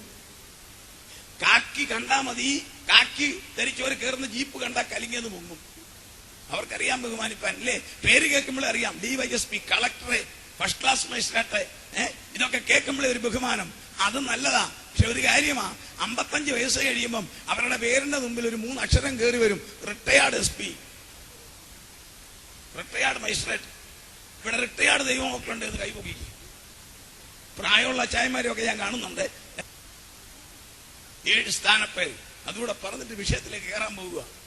1-ാമത്തെ പേര്, അവനെ കൈക്കൊണ്ടവന്റെ നാമത്തിൽ വിശ്വസിക്കുന്ന ഏവർക്കും കാണാപ്പാടവാ. ദൈവമക്കളാകുവാൻ അവകാശമല്ല, അധികാരം. ഒരു ദൈവ പൈതൽ എന്ന് പറഞ്ഞാൽ കുറഞ്ഞ പരിപാടിയൊന്നുമില്ല, അധികാരം. ദൈവ പൈതൽ സ്വർഗവുമായിട്ട് കണക്റ്റഡാ, സ്വർഗവുമായിട്ടാ കണക്റ്റഡ്. 2, രക്ഷിക്കപ്പെട്ട യേശുവിനെ രക്ഷകനായി സ്വീകരിച്ച് അവന്റെ കൽപ്പനയനുസരിച്ച് ആത്മാവിൽ ആരാധിക്കുന്നവർക്ക് 2-ാമത്തെ പേര് കേൾക്കണോ? അവർക്ക് ഇരട്ട പൗരത്വം. കേരളത്തിലും പൗരത്വം, സ്വർഗത്തിലും പൗരത്വം. Price the Lord. 2 പൗരത്വം. ഇവിടെ പൗരത്വം, അവിടെയും പൗരത്വം. ഇവിടുത്തെ പൗരത്വം മരിച്ച് 7-ാം പക്കം വെട്ടി ദൂരക്കളയും. സ്വർഗത്തിലെ പൗരത്വം മരിച്ചു കഴിയുമ്പോൾ തിളങ്ങാൻ തുടങ്ങും. അത് നിത്യ പൗരത്വം, വാർദ്ധക്യമില്ല, യുഗായുഗം നിത്യമായി സ്വർഗത്തിലെ പൗരത്വം. ഹല്ലേലൂയ. 2-ാമത്തേത്. 3-ാമത്തെ പദവി ക്രിസ്തുവിന്റെ ശരീരത്തിന്റെ ഒരു ഭാഗം. എഫേസ്യർ 1:23. വേഗം വായിച്ചേ മോളെ. എഫേസ്യർ 1:23. 3-ാമത്തെ പദവിയാ. വേഗം വായിക്കാം. എഫേസ്യർ 1:23 വായിച്ചാട്ടെ. എല്ലാറ്റിലും എല്ലാം നിറവായിരിക്കുന്നവന്റെ ശരീരമായ സഭയ്ക്ക് കൊടുക്കുകയും ചെയ്തു. സഭ എന്ന് പറയുന്ന ഒരു ഡിനോമിനേഷൻ അല്ല, ക്രിസ്തുവിന്റെ ശരീരമാണ് സഭ. ഒത്തിരി സഭകളുണ്ട്, നിയമസഭയുണ്ട്, അയൽക്കൂട്ടമുണ്ട്. അതല്ല, ദൈവസഭ ക്രിസ്തുവിന്റെ ശരീരമാ. അതിലെ അംഗങ്ങൾ ആരാ? ശരീരത്തിന്റെ ഭാഗമാ. ഇവിടെ ഇരിക്കുന്ന ദൈവമക്കളൊന്ന് കരങ്ങളെ ഉയർത്തിക്കേ. നിങ്ങൾ ആരാന്നറിയാമോ? ക്രിസ്തുവിന്റെ ശരീരത്തിന്റെ ഭാഗമാ. അതുകൊണ്ട് വേറെ ക്രിസ്തുവിന്റെ ശരീരം തപ്പി വേറെ എങ്ങും പോകേണ്ട കാര്യമില്ല. ക്രിസ്തുവിന്റെ ശരീരത്തിന്റെ ഭാഗമാ. ഞാന് നിങ്ങളുടെ അടുത്താണല്ലോ കായംകുളം. ഒരു വീട്ടിൽ ചെന്നപ്പോ ഒരു ഫോട്ടോ കണ്ടു, മനോഹരമായ ഒരു ഫോട്ടോ. അവിടുത്തെ പിതാവ് മരിച്ചുപോയി. അദ്ദേഹം മക്കൾക്ക് കൊടുത്തിരിക്കുന്ന ഓർഡറാ, നിങ്ങളൊക്കെ ഉള്ള കാലത്തോളം ഈ ഫോട്ടോ വെച്ചേക്കണം, ലൈറ്റ് വിട്ടേക്കണം രാത്രിയിലും പകലും. അവരാ മക്കളത് ചെയ്യുന്നുണ്ട്. ഒരു ചുമന്ന ബൾബ് ഇട്ടിട്ടുണ്ട് അടിയിൽ 24 മണിക്കൂറും. അതിന് പണച്ചെലവില്ല, 0 വാട്സാ. സംഭവം പടം എന്താണെന്നറിയാമോ? ഇന്ത്യയുടെ ഒടുവിലത്തെ വൈസ്രോയിയായ മൗണ്ട് ബാറ്റൻ പ്രഭു, അദ്ദേഹത്തിന്റെ ഭാര്യ മദാമ്മ, 2 പേരും കൂടെ ന്യൂഡൽഹിയിൽ ഒരു തുറന്ന കാറിൽ യാത്ര ചെയ്യുന്ന പടമാണ്. അതോടുകൂടി ഇന്ത്യയുടെ ഭരണം മാറാൻ പോവുക. ഒടുവിലത്തെ യാത്രയാ. മൗണ്ട് ബാറ്റൻ പ്രഭുവും ഭാര്യയും കൂടെ യാത്ര ചെയ്യുന്ന ഈ പടം അവിടെ വരാൻ കാരണം അത് ഓടിക്കുന്ന ഡ്രൈവർ കായംകുളം കാണുന്ന ചേട്ടനും. പുള്ളി മിലിറ്ററിയിൽ സുബേദാറാ, ഡ്രൈവറാ. പുള്ളിക്കാണ് കൊടുത്തത് ഈ വണ്ടി ഓടിക്കാൻ. പുള്ളി നല്ല കൊമ്പമീശ എല്ലാം വെച്ച് യൂണിഫോം എല്ലാം ഇട്ട് ഫ്രണ്ടിൽ നിന്ന് വണ്ടി ഓടിക്കുക. ആ പടമാ ആരോ ഫോട്ടോഗ്രാഫർ എടുത്ത് പുള്ളി മേടിച്ച് ഇവിടെ കൊണ്ടുവന്ന് എല്ലാവരും ചെയ്ത് വെച്ചിരിക്കുക. നോക്കിക്കേ, ആ ചൈനും മരിച്ചു, വൈസ്രോയും മരിച്ചു, പടം അവിടെ ഇരിപ്പുണ്ട്. ഒരു വൈസ്രോയുടെ വണ്ടി ഓടിച്ചവർക്ക് പുള്ളിക്ക് ഇത്രയുമാണെങ്കിൽ ക്രിസ്തുവിന്റെ ശരീരം എന്ന് പറഞ്ഞാൽ എന്താണ്? അതാണ് ഈ ഭാഗ്യം. Price the Lord. 1 ദൈവമക്കൾ, 2 ഇരട്ട പൗരത്വം, 3 പ്രൈസ് ദി ലോർഡ് ക്രിസ്തുവിന്റെ ശരീരം, 4 ക്രിസ്തുവിന്റെ മണവാട്ടി. ഹല്ലേലൂയ. അതാ നമ്മുടെ വിഷയം. ക്രിസ്തുവിന്റെ മണവാട്ടി. വിവാഹ നിശ്ചയം ചെയ്യപ്പെട്ടവർ, ക്രിസ്തുവിനായി ആത്മീയ വിവാഹം ചെയ്യപ്പെട്ടവർ. 5-ാമത്തെ പദവി എന്നാന്നറിയാമോ? Praise the lord. 5-ാമത്തെ പദവി ഒരു ദൈവ പൈതലിനെ കുറിച്ച് പറഞ്ഞാൽ കർത്താവിന്റെ സ്വകാര്യ സ്വത്ത്, private property of Jesus Christ. Mathai 16:18 ഈ പാറമേൽ ഞാൻ എന്റെ സഭയെ പണിയും. സഭ സൈമൺ മാഷയുടെ അല്ല, സാംസൺ കോട്ടൂറിന്റെ അല്ല, തോമസ് മാമന്റെ അല്ല, ഒരു സഭയും ഒരു വ്യക്തിയുടെ അല്ല. സഭ ക്രിസ്തുവിന്റെയാണ്. കർത്താവിന്റെ സ്വകാര്യ സ്വത്താ സഭ. ഈ പാറമേൽ ഞാൻ എന്റെ സഭയെ പണിയും. 6ാമത്തെ പദവി കൊരിന്ത്യലേഖനം 13:34 കാണാം. വിശുദ്ധന്മാർ. വിശുദ്ധന്മാരും വിശുദ്ധകളും ഒന്ന് കൈപൊക്കിക്കേ, ഒന്ന് കാണാനാ. കൺമണിക്ക് അവലെ ചെന്ന് വിശുദ്ധന്മാർ കൈപൊക്കാൻ പറ, എല്ലാത്തിനും കൈ താഴോട്ട് പോകും. അല്ലെ ചെങ്ങന്നൂരി എന്ന് കോട്ടയം പട്ടണം ചെന്ന് വിശുദ്ധന്മാർ കൈപൊക്കാൻ പറ, എല്ലാ സ്ഥലം വിടും. ഇവിടെ വിശുദ്ധന്മാർ കൈപൊക്കാൻ പറഞ്ഞപ്പോ കൈപൊക്കിയത് കണ്ടോ? എന്തൊരു പദവിയാ. 7ാമത്തതാണ് എനിക്ക് ഏറ്റവും ഇഷ്ടം, ക്രിസ്തുവിന്റെ സ്ഥാനാപതി. 2 കൊരിന്ത്യർ 5:10 കാണാം. ഈ ഇരിക്കുന്നവരൊക്കെ ആരാ? ക്രിസ്തുവിന്റെ സ്ഥാനാപതി. ന്യൂഡൽഹി ചെന്ന ചാണക്യപുരി ഉണ്ട് സ്ഥലം. കണ്ടാൽ നമ്മൾ വിചാരിക്കും ഇന്ത്യ അല്ല, അത്ര മനോഹരമാ പൂന്തോട്ടങ്ങളുമായി. എന്താ? എല്ലാ രാജ്യത്തിലെ സ്ഥാനാപതിമാരുടെ മന്ദിരങ്ങളാ. ഇന്ത്യയുടെ സ്ഥാനാപതി അമേരിക്കയിലുണ്ട്, അവിടുത്തെ സ്ഥാനാപതി ഇന്ത്യയിലുണ്ട്, അങ്ങനെ എല്ലാ രാജ്യങ്ങളിലുണ്ട്. അമേരിക്കൻ പ്രസിഡന്റ് ഒബാമയ്ക്ക് ഇന്ത്യൻ പ്രധാനമന്ത്രിയോട് സംസാരിക്കണേ നേരിട്ടൊന്നും ഫോൺ വിളിക്കുകയല്ല, ആദ്യം വിളിക്കുന്ന ആരെയാണെന്നറിയാമോ? ഇവിടെയുള്ള അമേരിക്കൻ സ്ഥാനാപതിയെ വിളിച്ചു പറയും, പ്രസിഡന്റിനോട് പറയണം സംസാരിക്കുന്നു. അങ്ങനെയാണെങ്കിൽ സ്വർഗത്തിലെ ദൈവം ഈ ഭൂമിയിലെ കാര്യങ്ങൾ നടത്താൻ ആദ്യം ചെയ്യുന്ന പരിപാടി തന്റെ അധികാരം നേരിട്ടല്ല, തന്റെ സ്ഥാനാപതിയോട് പറയും. കണ്ടോ? ഉപവാസം എടുത്ത് പ്രാർത്ഥിച്ചപ്പം ഒരു സ്ഥാനാപതിയോട് പറഞ്ഞു, വാഹന അപകടം വരുന്നു.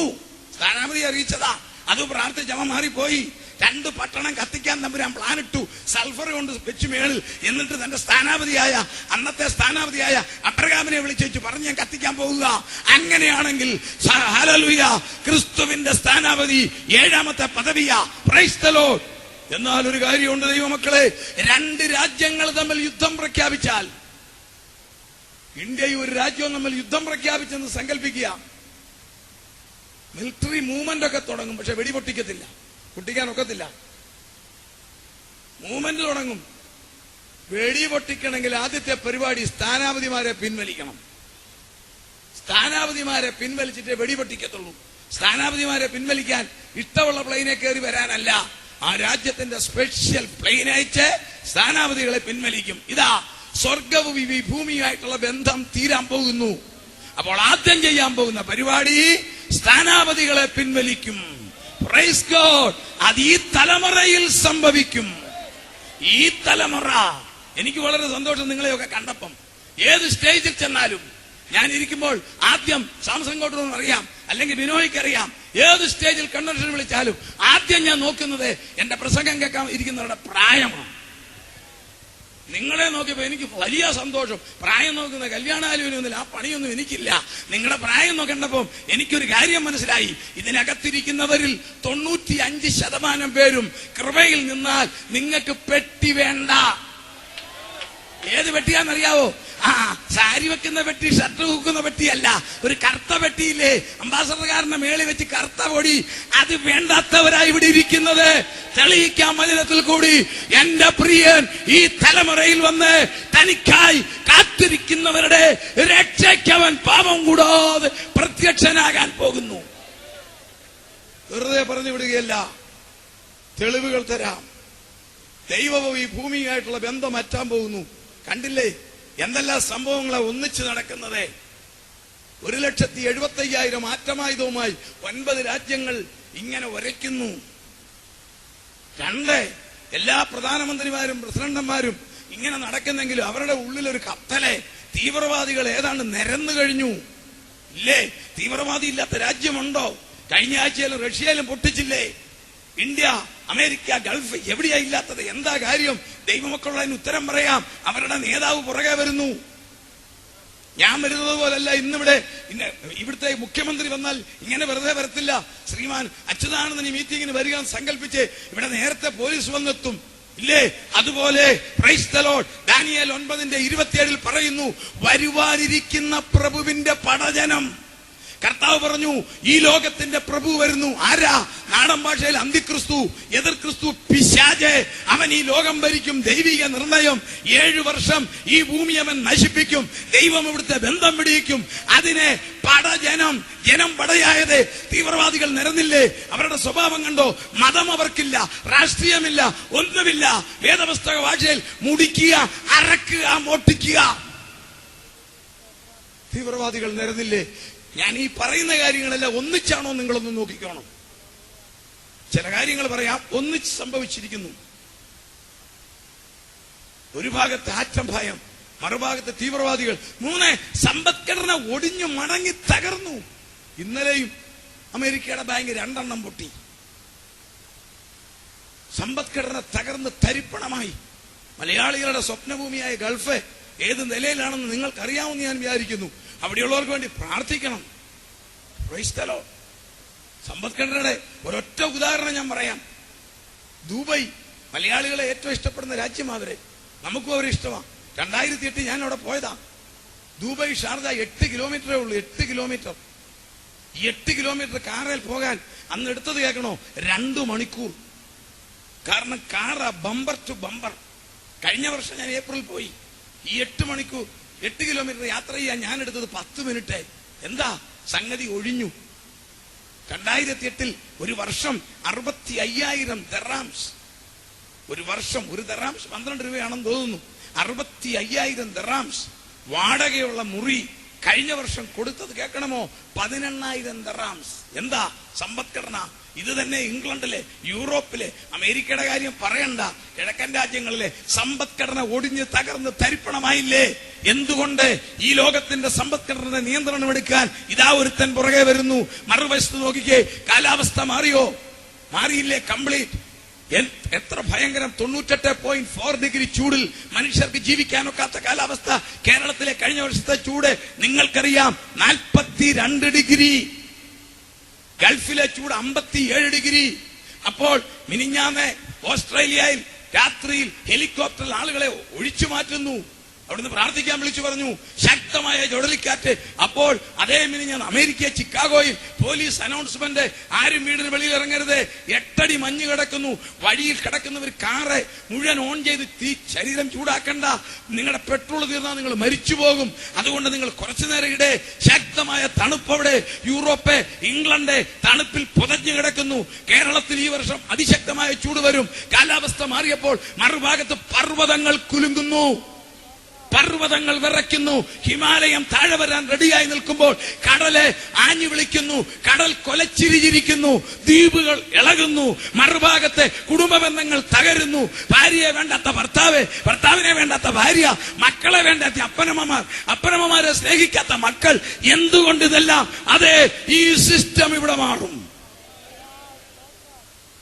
ഈ സിസ്റ്റം ഇവിടെ മാറും. അത് വിളിച്ചു പറയുവാൻ കർത്താവിൽ ഞങ്ങൾ ആഗ്രഹിക്കുന്നു. ഈ തലമുറയിൽ 3 സംഭവം നടക്കും.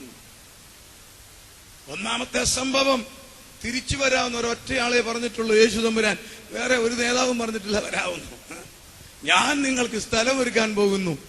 ഞാൻ പോയി സ്ഥലമൊരുക്കിയാൽ ഞാനിരിക്കുന്നിടത്ത് എല്ലാവരും ചേർക്കാമെന്നല്ല, നിങ്ങളെ, ആരെയാ? തന്റെ മക്കളെ ചേർക്കും. എന്താ യേശുവിന് അങ്ങനെ പറയാനുള്ള അതോറിറ്റി? ഉണ്ട്. താൻ മരണത്തെ അതിജീവിച്ചു. ഈ തലമുറയിൽ എന്റെ പ്രിയൻ ആകാശമേഘത്തിൽ വരും. 2, ഈ ഭൂമി, ദൈവവും ഭൂമിയുമായിട്ടുള്ള ബന്ധം വിടും. തിരുവചനം നമ്മളെ പഠിപ്പിക്കുന്നു, 7 വർഷക്കാലം ഈ ഭൂമിയോടുള്ള ദൈവം ഈ ഭൂമിയായിട്ടുള്ള ബന്ധം വിടും. ഞാൻ വേറൊരു ഭാഷ പറയാം. ദൈവത്തിന്റെ 2ാം കൃഷി കൊയ്ത്ത് നടക്കാൻ പോവുക. 1ാം കൃഷി കൊയ്തത് 4000 വർഷം മുമ്പാ. പക്ഷെ 8 കതിരേ കിട്ടിയുള്ളൂ. 9 എണ്ണം കിട്ടിയില്ല, 8. അതുകൊണ്ട് തമ്പുരാൻ കൃഷിയൊന്നും മാറ്റിയില്ല, കൊയ്തെടുത്തു. ഈ കുട്ടനാട്ടൊക്കെ കൃഷി മോശമാണ്, കൊയ്യത്തില്ല, കത്തിച്ചു വിടുക. എന്നാൽ തമ്പുരാൻ കത്തിച്ചില്ല, 8 കതിരെടുത്തു. ഒരപ്പച്ചൻ, അമ്മച്ചി, 3 മക്കളും മരുമക്കളും. അറിയാമല്ലോ, നോഹ. മരുമക്കളും ഗുണപ്പെട്ടതായിരുന്നു, അങ്ങനെ ഗുണമുണ്ടായിരുന്നു.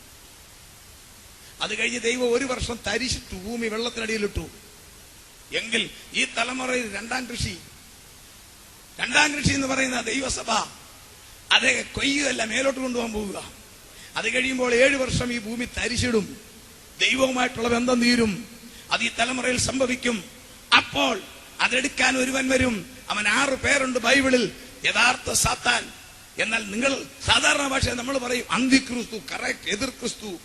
അവൻ 6 പേരാ: സാത്താൻ, മൃഗം, കള്ളപ്രവാചകൻ. അടുത്തത് കേട്ടോണ സ്വഭാവമാ മ്ലേച്ഛതയുടെ ചിറകിൽ ശൂന്യമാക്കുന്നവൻ. ദാനിയേൽ 9:27 ക്യാരക്ടർ, സ്വഭാവം. Ones who desolate on the wings of abomination. തെളിയിക്കാം, പറഞ്ഞ് മനസ്സിലാക്കാം. അടുത്തത് അധർമ്മമൂർത്തി, 2 തെസ്സലോനിക്കർ 2:7 സ്വഭാവമാ. അടുത്തത് വഞ്ചകൻ, പറയുന്നതിന് നേരെ വിരുദ്ധം കാണിക്കുന്നവൻ.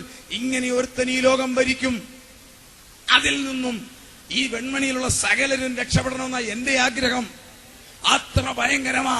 ഞാനിവിടെ മതം മാറ്റാൻ വന്നതല്ല, സഭ മാറ്റാൻ വന്നതല്ല, മതത്തെ വിമർശിക്കാൻ വന്നവനല്ല, സഭയെ വിമർശിക്കാൻ വന്നവനല്ല. എന്നാൽ ഒന്ന് തീർത്തു പറയാം, ഈ തലമുറയിൽ ഒരു യുഗം ഇവിടെ തീരും. ഈ തലമുറയിൽ യേശു തമ്പുരാൻ ആകാശമേഘത്തിൽ വരും. പൗലോസ് ലീഗ എന്താ പറഞ്ഞെന്നറിയാമോ? നാം രൂപാന്തരപ്പെടും. നാം രൂപാന്തരപ്പെടും. 1 കൊരിന്ത്യർ 15:52. നാം രൂപാന്തരപ്പെടും. ദൈവമക്കൾ പ്രത്യാശയുള്ള വാക്കൊന്ന് പറഞ്ഞേ. മേഘങ്ങളിൽ എടുക്കപ്പെടും, രൂപാന്തരപ്പെടും. ഇത് പൗലോസ് ലീഗ പറഞ്ഞു. ഇങ്ങനെയൊക്കെ പറഞ്ഞാലും ഇന്ന് വിദ്യാഭ്യാസം വളരെ ഉയർന്നു. നമ്മുടെ കുഞ്ഞുങ്ങൾ എഞ്ചിനീയേഴ്സ്, ഡോക്ടേഴ്സ് എല്ലാം ഉണ്ട്. പലർക്കും ഒരു ചെറിയ സംശയമുണ്ട്, ഇത് നടക്കുവോ? ഇതിങ്ങനെ മാസ്റ്റർമാരൊക്കെ പറഞ്ഞു വിടുന്നതല്ലേ, അച്ഛന്മാരും ഒക്കെ പറയുന്നതാ. നടക്കുവോ? എന്നോട് അഭ്യസ്ത വിദ്യനെ ഒരാൾ ചോദിച്ചതാ, നടക്കുവോ സാറേ? ഇത് ചുമ്മാ ഭാവനെ പറയുന്നതല്ലേ? ഇതുവല്ലോ നടക്കാനാണോ? 80 കിലോ ഉള്ള ഒരുത്തനെ എങ്ങനെ പെയിന്റ് അടിച്ച് മാറ്റുവോ? എന്നോട് അഭ്യസ്ത വിദ്യനായ ഒരാൾ പറഞ്ഞതാ. അന്ന് ദൈവത്തിന്റെ കൃപ നോക്കിക്കോണം. ഇത് 978 അന്ന് അദ്ദേഹത്തോട് പറയാൻ നമുക്ക് ബൈബിളിലെ ഒരാളെ ഉള്ളു രൂപാന്തരപ്പെട്ടത്, ഏലിയാവ്. ഇദ്ദേഹത്തോട് ഞാൻ പറഞ്ഞ, സഹോദര, ബൈബിള് പഠിപ്പിക്കുന്നു ഏലിയാവ് രൂപാന്തരപ്പെട്ടു. എന്നോട് ചോദിച്ച മറുപടി, ഏലിയാവ് ആരാ? ഏലിയാച്ചന്റെ അനിയനാണോ? ഇതൊക്കെ സ്വർഗം കേട്ടു. ഈ IT കാലഘട്ടത്തിൽ, എഞ്ചിനീയേഴ്സ് വളരുന്ന കാലഘട്ടത്തിൽ ഒരു മനുഷ്യനും സംശയിക്കരുതേ. അതിന് ദൈവം തമ്പുരാൻ ചെയ്ത പരിപാടി ഓർത്ത് ഞാൻ ദൈവത്തെ സ്തുതിക്കുന്നു. ശാസ്ത്രം പറയുന്നു ഞങ്ങൾ രൂപാന്തരപ്പെടുത്താം. ശാസ്ത്രത്തിന് രൂപാന്തരപ്പെടുത്താമെങ്കിൽ എന്റെ തമ്പുരാന് പറ്റുമോ ഇല്ലയോ? Price the Lord. നിങ്ങളൊന്ന് ചിന്തിച്ച്, ശാസ്ത്രം പറയുന്നു ഞങ്ങൾ രൂപാന്തരപ്പെടുത്താം. 70% പ്രോസസ് റെഡി. എന്താണെന്നറിയാമോ? ഇന്ന് ഗ്ലോബലൈസേഷൻ എന്ന് പറയും. ബിസിനസ് നടക്കുന്നത് നമ്മൾ പഴയ പരിപാടിയൊന്നുമല്ല. ബിസിനസ് മുഴുവൻ വെബ്സൈറ്റ് വഴിയാ. എല്ലാ രാജ്യങ്ങളും നോക്കുക, ആരുണ്ട് ഏറ്റവും മിടുക്കൻ, അവന് ബിസിനസ് കിട്ടും. പഴയ കാലത്താ വെള്ളക്കാരുടെ കയ്യിൽ ഇരുന്ന് അതൊക്കെ പോയി. പണമുണ്ടോ, കഴിവുണ്ടോ, ബിസിനസ് കയ്യിൽ. 1950കളിൽ ഇംഗ്ലണ്ടിൽ ഒരു കാർ ഉണ്ടായിരുന്നു, ലാൻഡ് റോവർ. അന്നത് രാജകുടുംബങ്ങൾക്കേ കൊടുക്കത്തുള്ളൂ, അത്ര പ്രഷ്യസാ. അത് കഴിഞ്ഞപ്പം ധനവാന്മാർക്ക് കൊടുക്കാൻ തുടങ്ങി. ഇപ്പോഴത് പണക്കാർക്ക് കൊടുക്കും. അന്നത് അവരുടെ സ്വത്താ. ഇന്നും ലാൻഡ് റോവർ ഉണ്ട്, കാറും ഉണ്ടാക്കുന്നുണ്ട്. പക്ഷേ കമ്പനി ആരുടെയിലാണെന്നറിയാമോ? ഇന്ത്യക്കാരന്റെ കയ്യിൽ. അതാണ് ഇന്ന് ബിസിനസ് വെബ്സൈറ്റാ. അതിനകത്ത് എല്ലാ രാജ്യങ്ങളും നോക്കുക, ആരുണ്ട് എടുക്കാൻ. അപ്പോൾ നിങ്ങൾക്ക് മനസ്സിലാക്കാൻ ഞാൻ ഒരു ഉദാഹരണം പറയാം. നമ്മുടെ അനുഗ്രഹീതനായ ഗായകൻ സാംസൺ കോട്ടൂര് എന്റെ സുഹൃത്താ. അതുകൊണ്ട് പറയാ, അദ്ദേഹം എറണാകുളത്ത് താമസിക്കുന്ന ആളാ. അദ്ദേഹം അവിടുത്തെ ഒരു കോടീശ്വരൻ ബിസിനസ്സുകാരനാണെന്ന് സങ്കല്പിക്കേ. അദ്ദേഹത്തിന്റെ വെബ്സൈറ്റ് കണ്ടു. കോടികളാണ് അദ്ദേഹത്തിന്റെ ഒരു ദിവസത്തെ ടേൺ ഓവർ. അമേരിക്കൻ പ്രസിഡന്റ് ഇത് കണ്ട പുള്ളി അവിടെ പൊട്ടി നിൽക്കുക. അന്നേരം അദ്ദേഹം ഇന്ന് വിളിക്കുക, സാംസൺ കോട്ടൂറിന്റെ നമ്പർ വെബ്സൈറ്റ് എടുത്ത് വിളിക്കാം. സാംസൺ കോട്ടൂർ ഇന്ന് 8 മണിക്ക് വാഷിംഗ്ടൺ DC വരണം. ഇന്ന് 4 മണിക്കാണ് വിളിക്കുന്നതെന്ന് ഓർത്തോണം. ഇന്ന് 8 മണിക്ക് അവിടെ വരണം. എനിക്ക് നിങ്ങളുമായിട്ട് കുറച്ച് ഡീൽ ചെയ്യാനുണ്ട്, നല്ലൊരു ബിസിനസ് തരാം. പുള്ളി ഏസ് വെച്ചു. ഇതാര് കേട്ടെന്നറിയാവോ? ഈ ഫോൺ ചോർത്തുന്ന പണി നമുക്കറിയാമല്ലോ. ബ്രിട്ടീഷ് പ്രധാനമന്ത്രി പുള്ളി ഇത് ചോർത്തി. പുള്ളിക്ക് മനസ്സിലായി. പുള്ളി കുറച്ച് കഴിഞ്ഞ പറഞ്ഞ സാംസനെ വിളിച്ചിട്ട്, സാംസൺ ഒമാമ്പ വിളിച്ചല്ലേ? അതെ, അതിനേക്കാൾ നല്ലത് ഞാൻ തരാം, നീ അവിടെ പൊക്കോ, പക്ഷെ 10 മണിക്ക് ഇവിടെ വാ. 8 മണിക്ക് അമേരിക്ക പോ, 10 മണിക്ക് ഇംഗ്ലണ്ടിൽ ചെല്ലാൻ. പുള്ളി അത് കേസ് വെച്ചു. ബിസിനസ്സുകാരനല്ലേ? ഇതാര് കേട്ടു? ബിസിനസിന്റെ ഏറ്റവും വലിയ മേലാളന്മാർ ജപ്പാൻകാരാ. ജപ്പാൻ പ്രധാനമന്ത്രിക്ക് മനസ്സിലായി. പുള്ളി വിളിച്ചു പറയാ, എന്റെ സാംസൺ കോട്ടൂരെ വെള്ളക്കാർ പറഞ്ഞിട്ട് തരത്തില്ല, അവർ വലിയ ടെക്നിക്കുകാരാ, പൊക്കോ. ഒരു കാര്യം ചെയ്, എത്ര മണിക്കാ ഒമാമ വിളിച്ചിരിക്കുന്നത്? 8 മണിക്ക്. ബ്രിട്ടീഷ് പ്രധാനമന്ത്രിയോ 10 മണിക്ക്. ഒരു കാര്യം ചെയ്, വെളുപ്പിനെ 2 മണിക്ക് ജപ്പാനി വാ. എല്ലാം ഒറ്റ രാത്രിയിലാണ്. ഇതെല്ലാം കേസ് വെച്ചപ്പം അദ്ദേഹത്തിന്റെ ഭാര്യ ഇതെല്ലാം കേട്ടോണ്ടിരിക്കുക. പുള്ളിക്കാരത്ത് പറഞ്ഞ, ഞാൻ എവിടെ വേണേലും പോകൂ, നാളെ രാവിലെ എന്റെ ബർത്ത്ഡേയാ, തൃപ്പൂണിത്തറ കാണണം. നടക്കുമോ? ഇന്ന് വെൺമണിന്ന് എയർപോർട്ടിൽ പോണേ നടക്കത്തില്ല, എനിക്കറിയാം.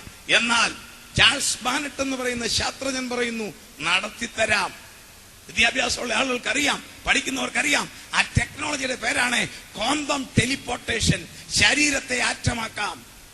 അദ്ദേഹം കണ്ടുപിടിച്ചു എന്താണ് ശരീരം. വന്ന് എവിടെ മുട്ടുകുത്തി? ബൈബിളിൽ. എന്താണ് ഈ മനുഷ്യ ശരീരം? പ്രായപൂർത്തിയായ ഒരു പുരുഷൻ, ഒരു സ്ത്രീ, ഞാനും നിങ്ങളും ആരാന്നറിയാമോ? എന്റെ നിങ്ങളുടെ ശരീരം ശാസ്ത്ര ഭാഷയിൽ 100 കോടി കോശം ചേർന്നതാണ് ഒരു ശരീരം. ഒരു കോശം പുറകോട്ട് അദ്ദേഹം പോയി. ശരീരം എന്നതാ? ഒരു കോശം ഉണ്ടാകണമെങ്കിൽ ആയിരക്കണക്കിന് പ്രോട്ടീൻ മതി. ഒരു പ്രോട്ടീൻ ഉണ്ടാകണമെങ്കിൽ ആയിരക്കണക്കിന് അമിനോ ആസിഡ് മതി. ഒരു അമിനോ ആസിഡ് ഉണ്ടാക്കുന്നത് എങ്ങനെയാണെന്നറിയാമോ? Hydrogen, carbon, nitrogen, oxygen. അപ്പൊ തോമസ് മാമൻ ആരാ? സാംസൺ കൊട്ടൂർ ആരാ? സൈമൺ പാഷ ആരാ? ഈ അമ്മച്ചി ആരാ? നിങ്ങളാരാ? 100 കോടി കോശം വിഘടിച്ചാൽ പ്രോട്ടീൻ, അത് വിഘടിച്ചാൽ അമിനോ ആസിഡ്, അത് വിഘടിച്ചാൽ ഹൈഡ്രജൻ, കാർബൺ, നൈട്രജൻ, ഓക്സിജൻ. എവിടുന്ന് വന്നു? 530 കോടി വർഷം മുമ്പേ. അതാ കുട്ടികൾ ഇന്ന് പഠിക്കുന്ന ബിഗ് ബാങ് തിയറി. 530 കോടി വർഷം മുമ്പേ ഈ പ്രപഞ്ചം ഉണ്ടായിരുന്നു. ഇതിനകത്തൊരു വലിയ തീഗോളം ഉണ്ടായിരുന്നു.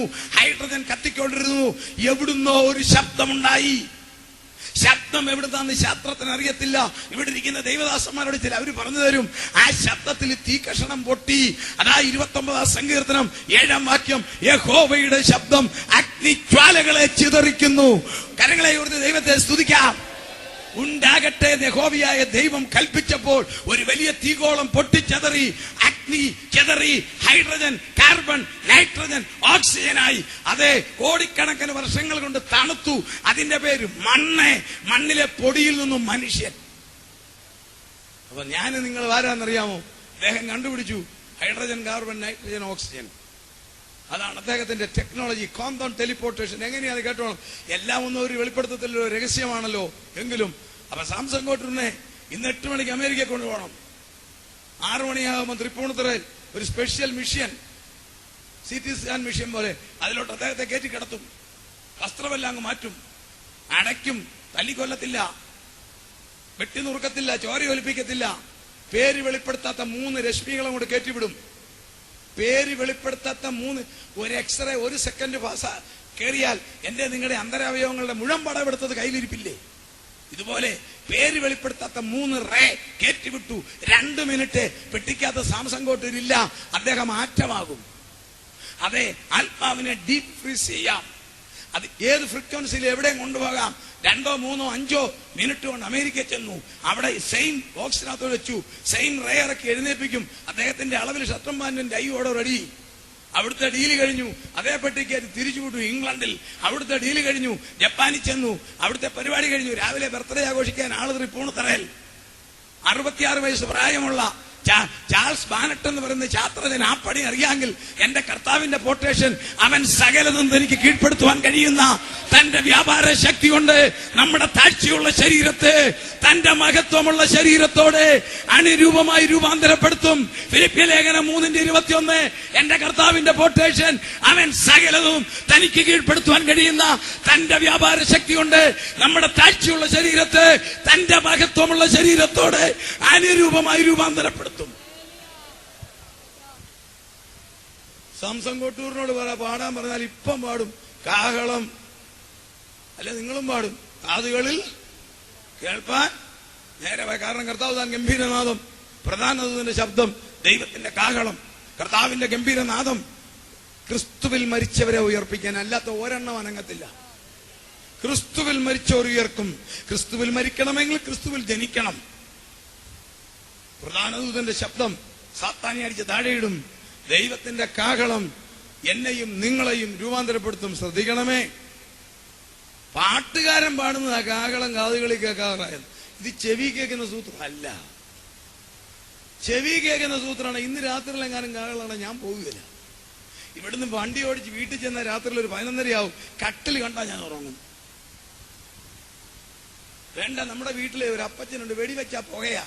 പുള്ളിക്ക് ഏത് കാഹളം കേൾക്കാന്? പുള്ളി വെടിവെച്ചാ പുള്ളിക്ക് പുകയാന്ന് പറയും. പുള്ളി ഏത് കാഹളം കേൾക്കൂ? കടലിനടിയിൽ ഒരു മറൈൻ എഞ്ചിനീയർ ഉണ്ട്, രക്ഷാനിർണയം പ്രാപിച്ചാൽ കാഹളം കേൾക്കൂ? ഒരു നേഴ്സ് പെങ്കൊച്ച് ഡബിൾ ഡ്യൂട്ടിയും കഴിഞ്ഞ് കൂർക്കം വലിക്കുക, ഏത് കാഹളം കേൾക്കാനാ? വേണ്ട. വെന്റിലേറ്ററിൽ ഒരു അമ്മച്ചി കിടക്കുക, ചാടി എഴുതാക്കാനോ കാഹളം കേട്ടെ? ഇനി അത് തന്നെയല്ല, ഇത് ചെവി കേൾക്കുന്ന സൂത്രമാണ്. രാത്രിയിൽ എങ്ങനെ കർത്താവ് രാത്രി പോലെ ആകുമെന്ന് ആ സെക്രിയ 14:6 പറയുന്നത്. ജ്യോതിർഗോളങ്ങൾ മാറ്റിവിടും, അപ്പൊ ഇരുട്ട് വരും. അപ്പം ദൈവമക്കൾ ഉറങ്ങുമ്പോൾ കലിങ്കയിലും പാലത്തിലും ഉറക്കമില്ലാത്ത പുള്ളികളുണ്ട്, അവർ കേട്ട് കയറിപ്പോകും. ഇതൊക്കെ കർത്താവിനറിയാം. അതുകൊണ്ട് ഇത് ചെവി കേൾക്കുന്ന സൂത്രമല്ല. ബൈബിൾ നമ്മളെ പഠിപ്പിക്കുന്നു, എഫേസ്യർ 4:30, ദൈവത്തിന്റെ പരിശുദ്ധാത്മാവിനെ ദുഃഖിപ്പിക്കരുതേ, അവനാലല്ലോ നിങ്ങളുടെ വീണ്ടെടുപ്പ് നാളിനായി മുദ്രയിട്ടിരിക്കുന്നത്. ദൈവത്തിന്റെ പരിശുദ്ധാത്മാവിന്റെ അധികാര ശക്തി എനിക്കും നിങ്ങൾക്ക് പകർന്നിരിക്കുന്നത് 7 കാര്യങ്ങൾക്കാ. അതിൽ 7ാമത്തെ കാര്യമാണ് ഹല്ലേലൂയ, കാഹളം കേൾക്കാൻ. ഇത് ചെവി കേൾക്കുന്നതല്ല, എന്റെ നിങ്ങളുടെയും ആത്മാവിനോട് ഒട്ടി നിൽക്കുന്ന ദൈവത്തിന്റെ പരിശുദ്ധാത്മാവ് ഇത് കേട്ടുകൊണ്ട് എന്റെയും നിങ്ങളുടെ ശരീരത്തെ രൂപാന്തരപ്പെടുത്തും. പരിശുദ്ധാത്മാവ് എന്നിലും നിങ്ങളിലും 7 പ്രവൃത്തി ചെയ്യുന്നു. 7ാമത്തെ പ്രവൃത്തിയെ രൂപാന്തരപ്പെടുത്താൻ ഒന്നാമത്തേത് ഇതൊരു അഡ്വാൻസാ. വാഗ്ദത്തത്തിന്റെ അവകാശം എന്റെയും നിങ്ങളെ വിലക്കെടുത്തതിന്റെ അടയാളമായി അഭിഷേകം തന്നിരിക്കുന്നു. 2, പരിശുദ്ധാത്മാവ് നിങ്ങളുടെ മേൽ വരുമ്പോൾ നിങ്ങൾ ശക്തി ലഭിച്ചിട്ട് എന്റെ സാക്ഷികളാകും, ആത്മാവിന്റെ അധികാരത്തിലുള്ള സാക്ഷി. 3, ദൈവത്തിന്റെ പരിശുദ്ധാത്മാവ് തന്നിരിക്കുന്നത് ഫിലിപ്പിയർ 3:3, ആത്മാവിലും സത്യത്തിലും ദൈവത്തെ ആരാധിക്കാൻ. 4, ജയകരമായ ഒരു ക്രിസ്തീയ ജീവിതം നയിക്കാൻ എന്നെ ശക്തനാക്കുന്നവൻ മുഖാന്തരം എനിക്ക് സകലത്തിലും മതി. Price the Lord. പരിശുദ്ധാത്മാവ് നമുക്ക് തന്നിരിക്കുന്ന 5ാമത്തെ കാര്യം, സാത്താനെ കാണുമ്പോൾ ബസ്സേ കയറി ചെങ്ങന്നൂർക്ക് പോകാനല്ല, അവനോട് പോരാടാനാ. ഞങ്ങളുടെ പോരിന്റെ ആയുധങ്ങളോ ജഡീകങ്ങളല്ല. 6, പരിശുദ്ധാത്മാവിനെ തന്നിരിക്കുന്നത് റോമർ 8:14, ദൈവാത്മാവ് നടത്തപ്പെടുന്ന ഏവരും ദൈവമക്കളാകും. ബുദ്ധിയുടെ പ്രമാണമല്ല നടത്തുന്നത്, ആത്മാവിന്റെ പ്രമാണം. 7, പരിശുദ്ധാത്മാവിനെ നൽകിയിരിക്കുന്നത് ഹല്ലേലൂയ, ഈ തലമുറയിൽ എന്റെ പ്രിയൻ ആകാശത്തിന്റെ മുകളിൽ വരുമ്പോൾ എന്നെയും നിങ്ങളെയും രൂപാന്തരപ്പെടുത്താൻ. കർത്താവ് എപ്പോൾ വരും? അത് പറയുമ്പോൾ എന്റെ ടൈം തീരും. കർത്താവ് എപ്പോൾ വരും? അത് നമുക്ക് നാളെ ആദ്യം ചിന്തിക്കുക, അത് ഓടിച്ചു പറയാനൊക്കത്തില്ല. എന്നാൽ എന്നും പറയാം, സഭ എടുക്കപ്പെട്ട് കഴിയുമ്പോൾ ഈ ഭൂമിയിൽ എതിർ ക്രിസ്തു കയറി പ്രവർത്തിക്കും. വചനം നിറവേറിക്കഴിഞ്ഞു.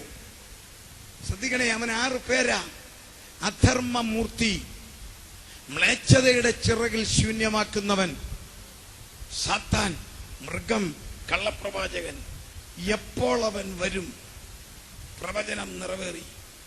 2600 വർഷം മുൻപേ പരിശുദ്ധാത്മാവ് വെളിപ്പെടുത്തി എപ്പോൾ അവൻ വരും. ആ പ്രവചനം 2009 നിവർത്തിക്കാൻ തുടങ്ങി. വായിക്കാം മോളെ, ദാനിയേൽ പ്രവചനം 8-ാം അധ്യായം 23-ാമത്തെ വാക്യത്തിൽ പരിശുദ്ധാത്മാവ് പ്രവചിച്ചു. ആർക്ക് വേണ്ടിയാണെന്നറിയാമോ? അന്നത്തെ തലമുറയ്ക്ക് വേണ്ടിയല്ല, ഇന്നത്തെ തലമുറയ്ക്ക് വേണ്ടി. എതിർ ക്രിസ്തു എപ്പോൾ വരുമെന്ന അവരുടെ രാജ്യത്വത്തിന്റെ അന്ത്യകാലത്തെ അതിക്രമക്കാരുടെ അതിക്രമം തികയുമ്പോൾ. അവിടെ നിൽക്കുമോളെ, ബാക്കി പിന്നെ വായിക്കാം. ഇവന്റെ വരുന്ന ടൈമാ. അവരുടെ രാജ്യത്വത്തിന്റെ അന്ത്യകാലത്ത് എന്താണെന്നറിയാമോ? ലോകഭരണത്തിൽ ജനം മടുക്കുമ്പോൾ. ഇന്ന് 197 രാജ്യങ്ങൾ ഈ ലോകത്തിലുണ്ട്. എല്ലാ രാജ്യങ്ങളിലും പ്രഗത്ഭന്മാരാ ഭരിക്കുന്നത്. ജനാധിപത്യമാ 90-92% രാജ്യങ്ങളിലും. എങ്കിലും ഒരു രാജ്യത്തിലും ആർക്കും തൃപ്തിയില്ല. അറിയാമല്ലോ, എല്ലാ രാജ്യങ്ങളിലും മനസ്സിനകത്തൊരു ചേഞ്ച് ആവശ്യം അല്ലേ? നമുക്കറിയാം, ഈജിപ്തിൽ കൊടിയ വിപ്ലവം നടന്നുകൊണ്ടിരിക്കുന്നു. അധികാരി സ്ഥലം വിടാൻ മുബാറക്ക് പോയേ തീരൂ. അദ്ദേഹം ഒത്തിരിയെല്ലാം വെച്ചൊഴിഞ്ഞു. എന്തുകൊണ്ടേ? ലോകത്തിലെ മനുഷ്യർക്ക് ഇനി മനുഷ്യനെ ഭരിക്കാൻ സാധിക്കത്തില്ല. കാരണം മനുഷ്യന്റെ ബുദ്ധിയും ചിന്താഗതികളും വികസിച്ചു.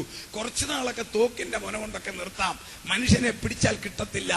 അവരുടെ രാജ്യത്വത്തിന്റെ അന്ത്യകാലത്തെ മനുഷ്യരുടെ ഭരണത്തിൽ ജനം മടുത്തു. 2, അതിക്രമക്കാരുടെ അതിക്രമം തികയുമ്പോൾ മനുഷ്യർ ഇനി ഇതിനപ്പുറം അതിക്രമം ചെയ്യാനുണ്ടോ? മനുഷ്യന്റെ അതിക്രമത്തിന്റെ കഥ ഞാൻ പറയണമോ? പേപ്പർ വായിക്കാൻ നമുക്കൊരു ഭയമല്ലേ? എന്തെല്ലാം ഹീനകൃത്യങ്ങളാ ചെയ്യുന്നത്. ട്രെയിനെ ഓടുന്ന പെണ്ണിനെ നശിപ്പിച്ച്, അതും വികലാംഗൻ. ഇതിനപ്പുറം വല്ലതും വേണോ? ഒരു ചെറുപ്പക്കാർ ഒരുത്തന്റെ 13 കല്യാണം, ബാക്കി എത്ര അറിയാൻ മേല. എന്നിട്ട് അമ്മ പറഞ്ഞ് ഞാൻ മാസം ചിട്ടിത്തവണ അടയ്ക്കുന്ന പോലെ അടയ്ക്കുന്നു അല്ലേ? അതിക്രമക്കാരുടെ ലോകം മുഴുവൻ. ഒരു രാജ്യത്തിൽ നടന്ന സംഭവം കേട്ടോ, ഇതിനപ്പുറം അതിക്രമമുണ്ടോ? 8 വയസ്സുള്ള മകനെ കാണാതെ പോയെന്ന്. യൂറോപ്യൻ രാജ്യത്താ പോലീസ് കൊണ്ട് പരാതി. പോലീസുകാർ അന്വേഷിക്കാൻ വന്നു. അപ്പാർട്ട്മെന്റില്ല താമസം. അയൽവക്കക്കാര് പറഞ്ഞു, ഇയാളെ കുറിച്ച് ഞങ്ങൾക്കൊന്നും അറിയാമില്ല, ഇയാളുടെ ഭാര്യയെ ഞങ്ങൾ കണ്ടിട്ടുമില്ല. പോലീസുകാർ മുറിയല്ല അന്വേഷിക്കുക, ഇയാൾ ജോലിക്ക് പോകുന്നില്ല, ഒരു മെക്കാനിക്കാ, താടിക്ക് കൈ കൊടുത്തിരിക്കുക, മകനെ കാണാതെ പോയത്. ഇയാളുടെ ദുഃഖം കണ്ട് ഇയാളോടൊന്നും ചോദിക്കാൻ തന്നെ പോലീസുകാർക്ക് തോന്നുന്നില്ല. അവരെല്ലാം എഴുതിയെടുത്തിട്ട് ഒരു പോലീസ് ഓഫീസർക്ക് ശകലം ജ്യൂസ് കുടിക്കണം, ഈ മകൻ മരിച്ച സങ്കടത്തിരിക്കുന്നവരോട് എങ്ങനെയാ ചോദിക്കുന്നുകൊണ്ട് അയാൾ തന്നെ അവിടുത്തെ ഫ്രിഡ്ജ് തുറന്നപ്പം കണ്ടത് ഈ കാണാതെ പോയ മകനെ 1/2 കിലോ ഓരോ പൗണ്ടായിട്ട് വെട്ടി നുറുക്കി പ്ലാസ്റ്റിക് കവറിനകത്ത് ഫ്രിഡ്ജ് വെച്ച് ദിവസം രാവിലെ ഒന്നൊന്ന് വറുത്ത് തിന്നുക. ചോദിച്ചപ്പം പറയുക, എന്റെ മകനോടുള്ള സ്നേഹം കൊണ്ട് ഞാൻ അവനെ അകത്താക്കുക.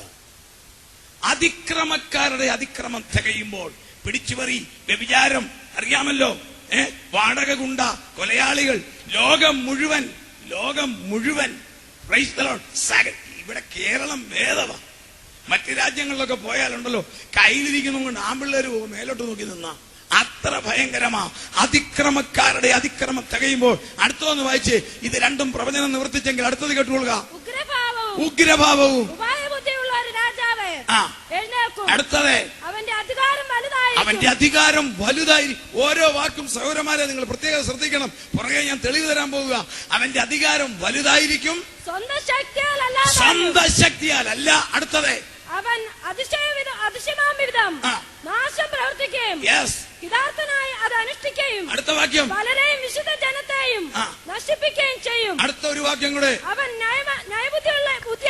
നയബുദ്ധിയാൽ തന്റെ ഉപായം സാധിപ്പിക്കും. മതി നയബുദ്ധിയാൽ തന്റെ ഉപായം സാധിപ്പിക്കും. ഒരധികാരി വരും. അടുത്തത് കേട്ടോണം, പ്രവചനമാ. സ്വന്തം ശക്തിയാലല്ല.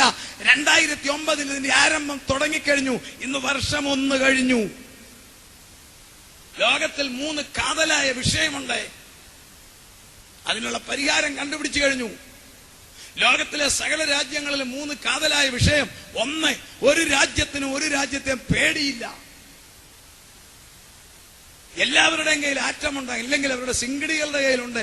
ആർക്കും ആരെയും ഭയമില്ല. പണ്ടൊക്കെ അമേരിക്ക കണ്ണുരുട്ടിയ ആളുകൾ ഒതുങ്ങും, ഇന്ന് അവനെ കണ്ണുരുട്ടി ഒതുക്കും. 2, തീവ്രവാദികൾ ലോകം മുഴുവൻ പെരുകി, ആർക്കും നിയന്ത്രിക്കാൻ മേല.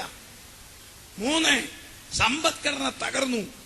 ഇതിനുവേണ്ടി വചന നിവൃത്തി, ലോകത്തിലെ ബുദ്ധിജീവികൾ, ശാസ്ത്രജ്ഞന്മാർ, EEC, ലോകത്തിലെ പ്രധാനപ്പെട്ട 3 ബാങ്കുകൾ ചേർന്നൊരു പരിപാടി ആവിഷ്കരിച്ചു 2009 ഫെബ്രുവരിയിൽ. അത് ലോകത്തിലേക്ക് ഇങ്ങനെ വീശിക്കൊണ്ടിരിക്കുന്നു. പരസ്യം, അതിന്റെ പേരാണ് ദ ന്യൂ വേൾഡ് ഓർഡർ, പുതിയ ലോക വ്യവസ്ഥിതി. എന്താന്ന് കേട്ടോണം, ഒരല്പമെങ്കിലും വചനമറിയാവുന്നവർക്ക് പിടികിട്ടും. എന്താണ് ന്യൂ വേൾഡ് ഓർഡർ? കുഞ്ഞുങ്ങൾ പ്ലീസ്, കൺമണിയിലെ പിള്ളേർ നല്ല പിള്ളേരാണ് വാർത്ത പറഞ്ഞത്. നിങ്ങൾ അങ്ങോട്ടും ഇങ്ങോട്ടും തിരിഞ്ഞിരിക്കണം. ഇതിനെ കക്കുകളിയാണ്, ഇങ്ങോട്ട് നോക്കിയിരിക്കും. എല്ലാ രാജ്യങ്ങൾക്കും അവരവരുടെ പരമാധികാരം. ന്യൂ വേൾഡ് ഓർഡറാ. അതിനെ ആരും ചോദ്യം ചെയ്യേണ്ട. ഇന്ത്യക്ക് ഇന്ത്യൻ പ്രധാനമന്ത്രി, പാകിസ്ഥാൻ അപ്രകാരം, ചൈനയ്ക്കോ ജപ്പാനോ ഒക്കെ അങ്ങനെ. അപ്പോൾ തന്നെ എല്ലാവർക്കും സ്വീകാര്യനും നയമുള്ളവനും ബുദ്ധിമാനും കാര്യപ്രാപ്തനും തീരുമാനമെടുക്കാൻ കഴിവുള്ളവനും രാജ്യങ്ങളെ തമ്മിൽ സമന്വയിപ്പിക്കാൻ പ്രാപ്തനുമായ ഒരു വ്യക്തിയെ കണ്ടുപിടിക്കാം. ആ വ്യക്തി ഈ ലോകത്തിന്റെ പൊതു ചെയർമാൻ ആകട്ടെ. ആ വ്യക്തിക്ക് വേൾഡ് റൂളർ എന്ന് പേരിടാം. ആരെ കാണിക്കുന്നു? അതിനെ നിവർത്തിച്ചോ? അവരുടെ രാജ്യത്വത്തിന്റെ അന്ത്യകാലത്തെ അതിക്രമക്കാരുടെ അതിക്രമം തികയുമ്പോൾ നയമുള്ള ഒരുവൻ വരും. സ്വന്തം ശക്തിയാലല്ല, എല്ലാവരും കൂടെ കയറ്റി അധികാരമാകുന്ന ആനപ്പുറത്തിരുത്തും. നയബുദ്ധിയാൽ കാര്യം സാധിപ്പിക്കും. അവന് വേൾഡ് റൂളർ എന്ന് പേരിടാം എന്ന് ഇന്നത്തെ ബുദ്ധിജീവികളും ശാസ്ത്രജ്ഞന്മാരും ബാങ്കുകാരും അഭിപ്രായപ്പെട്ടെങ്കിൽ അവന് ബൈബിൾ ഇട്ടിരിക്കുന്ന പേരാണ് എതിർ ക്രിസ്തു. അപ്പോൾ യോഹന്നാന്റെ ലേഖനം 4-ാം അധ്യായത്തിൽ പറയുന്നുണ്ട്, അവന്റെ ആത്മാവ് ഈ ഭൂമിയിലുണ്ട്. ഓടി വിളഞ്ഞി അവിടുന്ന് അടുത്തൊക്കെ വണ്ടിയാൽ അല്ല കാറ് തിരിച്ചു. കൺമണി കവലെ വരുമ്പോൾ ലെഫ്റ്റ് എടുക്കാൻ പറഞ്ഞു. റൈറ്റ് അല്ല, ലെഫ്റ്റ്. കവലെ വന്നു, ലെഫ്റ്റ് എടുത്തു. ഞാനൊന്നും സംശയിച്ചില്ല. ഓടിക്കുന്ന സഹോദരൻ പറഞ്ഞ് ലെഫ്റ്റ് എടുത്തോളാൻ പറഞ്ഞു. അദ്ദേഹം പറഞ്ഞു, ലെഫ്റ്റ് എടുത്താൽ മർത്തമ പള്ളിയുണ്ട്, അതിനടുത്ത് വരുമ്പോൾ ലൈറ്റ് കാണാം. ആരോടും ചോദിച്ചില്ല. ഇതുപോലെ എതിർ ക്രിസ്തു എവിടെ നിന്ന് വരുമെന്ന് 2600 വർഷങ്ങൾക്ക് മുമ്പ് പറഞ്ഞത് ഫോട്ടോ എടുത്തതുപോലെ നിവർത്തിച്ച രാത്രിയിൽ ഞാൻ നിങ്ങളോട് പ്രസംഗിക്കുന്നു. നിങ്ങൾക്കൊക്കെ അറിയാം. അതുകൊണ്ട് ഞാനത് കൂടുതൽ അങ്ങോട്ട് പറയുന്നില്ല. എങ്കിലും അതിന്റെ വ്യംഗ്യം മാത്രം പറയാം. 5 മൃഗങ്ങൾ ഈ ലോകം ഭരിക്കുമെന്ന് ബൈബിള് പഠിപ്പിക്കുന്നു. അതിൽ 4 മൃഗങ്ങൾ ഭരിച്ചു. ആ 4 മൃഗങ്ങളെ കുറിച്ച് പ്രവചിച്ചത്, അതിന്റെ രസം കേട്ടോണം, ആ പ്രവചനം ഇന്ന് വേൾഡ് ഹിസ്റ്ററിയായി. 2600 ദാനിയേൽ പ്രവാചകൻ പ്രവചിച്ച പ്രവചനം ഇന്നത് പ്രവചനമല്ല, അതിന്റെ പേരാണ് പുരാതന ലോകചരിത്രം, ദ ആൻഷ്യൻ വേൾഡ് ഹിസ്റ്ററി.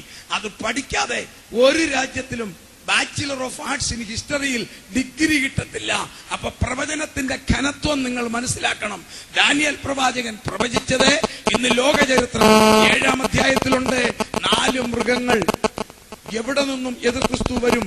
4 മൃഗങ്ങൾ ഭരിച്ചാൽ അതിന്റെ പുറകെ വരും ഒറിജിനൽ മൃഗം. 7 നമുക്ക് സമയം ലാഭിക്കാം, അതുകൊണ്ട് വായിക്കേണ്ട മോളെ. 1-ാമത്തെ മൃഗം സിംഹം. അറിയാമല്ലോ, ലോകത്തിലെ ആദ്യത്തെ സാമ്രാജ്യം ബാബിലോൺ സാമ്രാജ്യം. സിംഹം. വചനം പറയുന്നു, നിലത്തു നിന്ന് നിന്നെ പൊക്കും. അതുപോലെ സംഭവിച്ചു. ആ വ്യക്തിക്ക്, ആ ചക്രവർത്തിക്ക് ഒരു രോഗം വന്നു. ആ രോഗം ആധുനിക മെഡിക്കൽ സയൻസ് കണ്ടുപിടിച്ചു. അദ്ദേഹത്തിന്റെ നഖം നീണ്ടു, കൃതി താഴോട്ട് വന്നു, പുല്ല് തിന്നു, മൃഗങ്ങളുടെ കൂടെ താമസിച്ചു. ആ രോഗം ആധുനിക മെഡിക്കൽ സയൻസ് കണ്ടുപിടിച്ചു. അതിന്റെ പേരാണ് ലൈക്കൻത്രോഫി, മാനസികമാ. ചരിത്രത്തിൽ നിറവേറി. അങ്ങനെ ഒരു ചക്രവർത്തി മാനസിക രോഗിയായി, മൃഗങ്ങളുടെ കൂടെ താമസിച്ചായി പറയുന്നു. ബൈബിള് പഠിപ്പിക്കുന്നു, സിംഹം നിലത്തു നിന്നും പൊക്കി. നോക്കിക്കോ, എതിർ ക്രിസ്തു എവിടെ ഒന്ന് വരും. പറയുക, ഞാൻ കോട്ടയത്ത് നിന്ന് വന്നു, ചെങ്ങന്നൂരിൽ നിന്ന് ടേൺ ചെയ്യണം, കോടികുളഞ്ഞിൽ നിന്ന് ടേൺ ചെയ്യണം, ഈ കവലയിൽ നിന്ന് ടേൺ ചെയ്യണം. ഇതുപോലെ 2 അടുത്ത സാമ്രാജ്യം കരടി. ഒരു കാൽ ഉയർത്തുന്നു. വായിച്ചേരാം മോളെ. 2-ാമത്തേത് മറ്റൊരു മൃഗത്തെ കണ്ടു. അടുത്ത വാക്യം. അതൊരു പാർശ്വമുയർത്തിയും വായിൽ പല്ലിനിടയിൽ 3 വാരിയല് കടിച്ച് പിടിച്ചും കൊണ്ട് നിന്നു. അവർ അതിനോട് എഴുന്നേറ്റ് മാംസം ധാരാളം തിന്നുക. ഇതൊക്കെ ഇന്ന് ലോകചരിത്രമല്ല, അന്നത്തെ പ്രവചനം. ഇന്ന് ലോകചരിത്രം. ഇത് ക്രിസ്ത്യാനികൾക്കുള്ളതല്ല, എല്ലാവർക്കും ഉള്ളതാ പുരാതന ലോകചരിത്രം. 2-ാമത്തെ ലോകത്തിലെ സാമ്രാജ്യം മേദ്യരും പേർഷ്യരും ഒന്നിച്ചു ഭരിച്ചു. മേദ്യരായിരുന്നു ഭരണം നടത്തിയത്. അതാ ഒരു കാലുയർത്തി. കേരളം ഇടതുപക്ഷ ജനാധിപത്യം ഭരിക്കുന്നുവെങ്കിലും ഭരിക്കുന്നത് മാർക്സിസ്റ്റ് പാർട്ടിയാ മുമ്പിൽ. ഇന്ത്യ UPA സർക്കാർ ഭരിക്കുന്നെങ്കിലും ഭരിക്കുന്നത് മുമ്പിൽ കോൺഗ്രസാ. ഇതുപോലെ മേദ്യരും പാർശ്യരും ഭരിച്ചെങ്കിലും മേദ്യർക്കായിരുന്നു ഭരണം. അതാണ് ഒരു കാലുയർത്തി.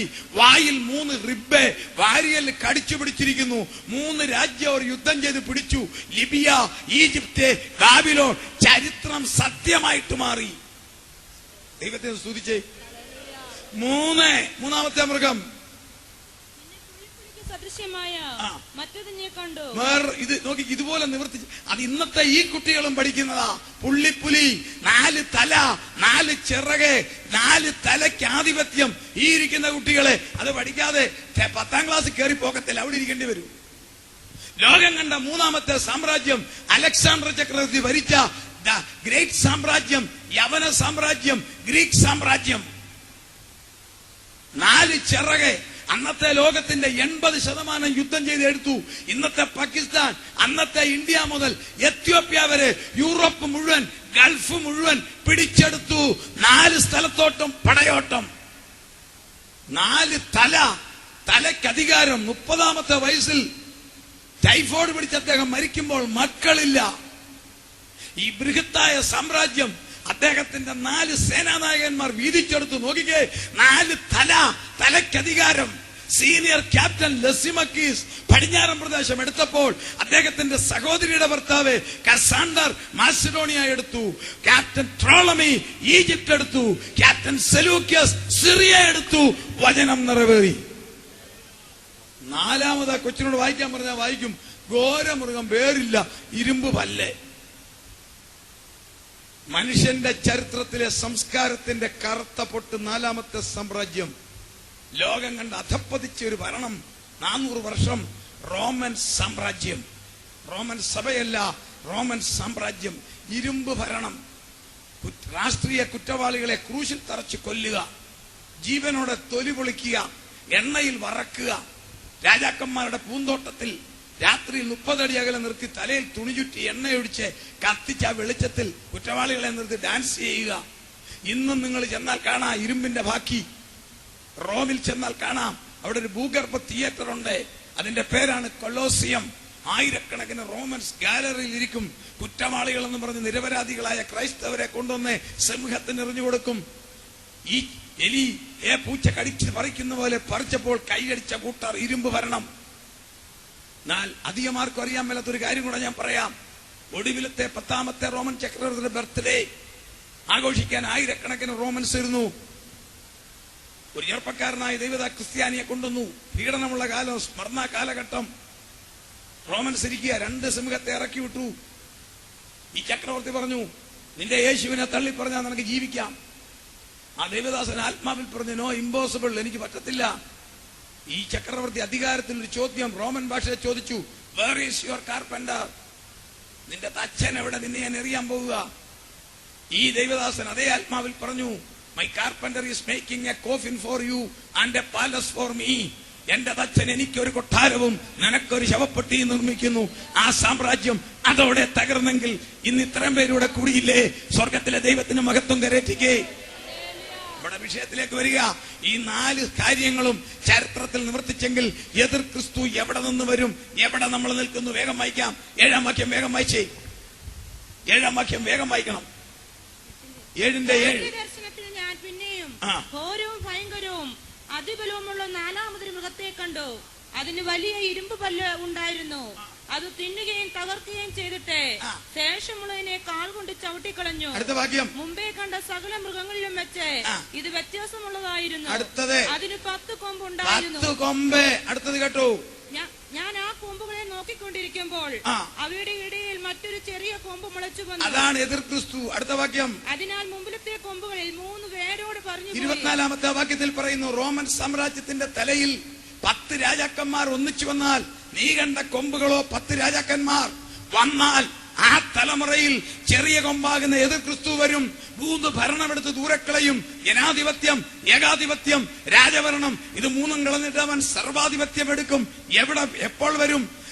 ഈ റോമൻ സാമ്രാജ്യത്തിന്റെ തലയിൽ യൂണിയനായി 10 രാജാക്കന്മാർ വന്നാൽ അത് നിവർത്തിച്ച രാത്രിയിൽ ഞാൻ പ്രസംഗിക്കുന്നു, ഈ തലമുറയിൽ എന്റെ പ്രിയൻ ആകാശമേഘത്തിൽ വന്ന് തനിക്ക് പ്രിയമുള്ളതിനെ എടുക്കും.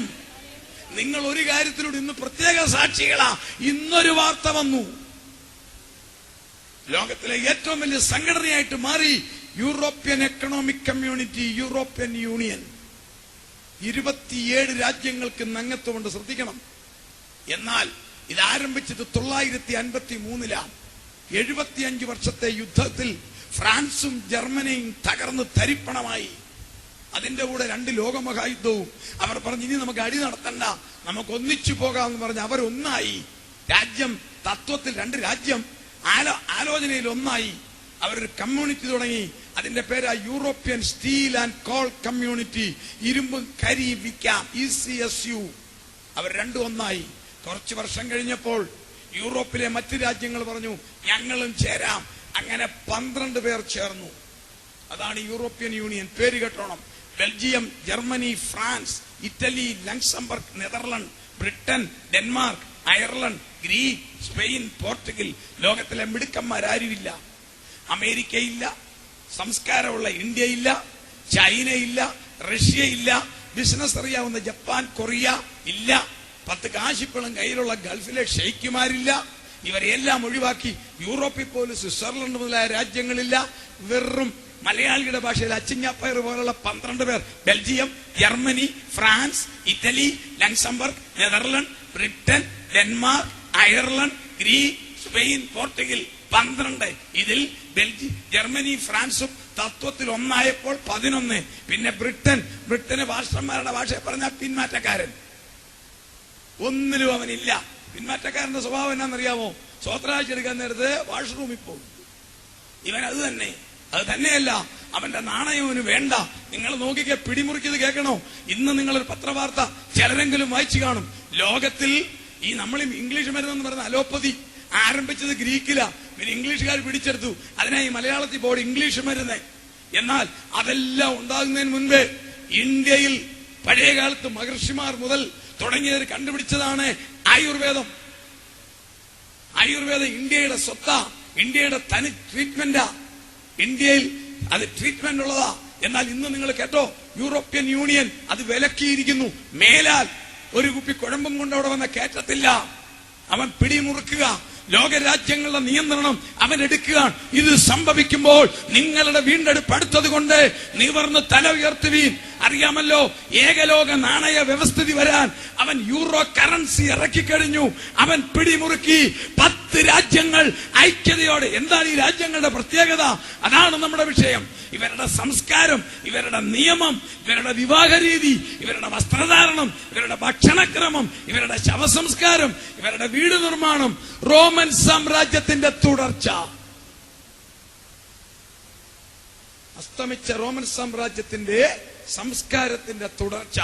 വിവാഹം, വസ്ത്രധാരണം, കല്യാണം, ഭക്ഷണം, വീട് നിർമ്മാണം പോലും ഈ 12 രാജ്യങ്ങൾ തത്വത്തിൽ 10 ഒന്നിച്ചു നിന്ന് നോക്കിക്കേ. യുണൈറ്റഡ് നേഷൻസ് ഒരു നോക്കുകുത്തിയാക്കി മാറ്റിക്കൊണ്ട് ഇവർ കയറുന്ന കയറ്റം കണ്ടോ? എന്താ സംഭവം? ഇവരിങ്ങനെ നിൽക്കുമ്പോൾ അഭിഷേകമുള്ള ദൈവമക്കൾ എടുക്കപ്പെടും. അതിനിടയിൽ ഒരുവൻ വരും, അവനോട് പറയും, ഭരിച്ചോളാൻ പറയും.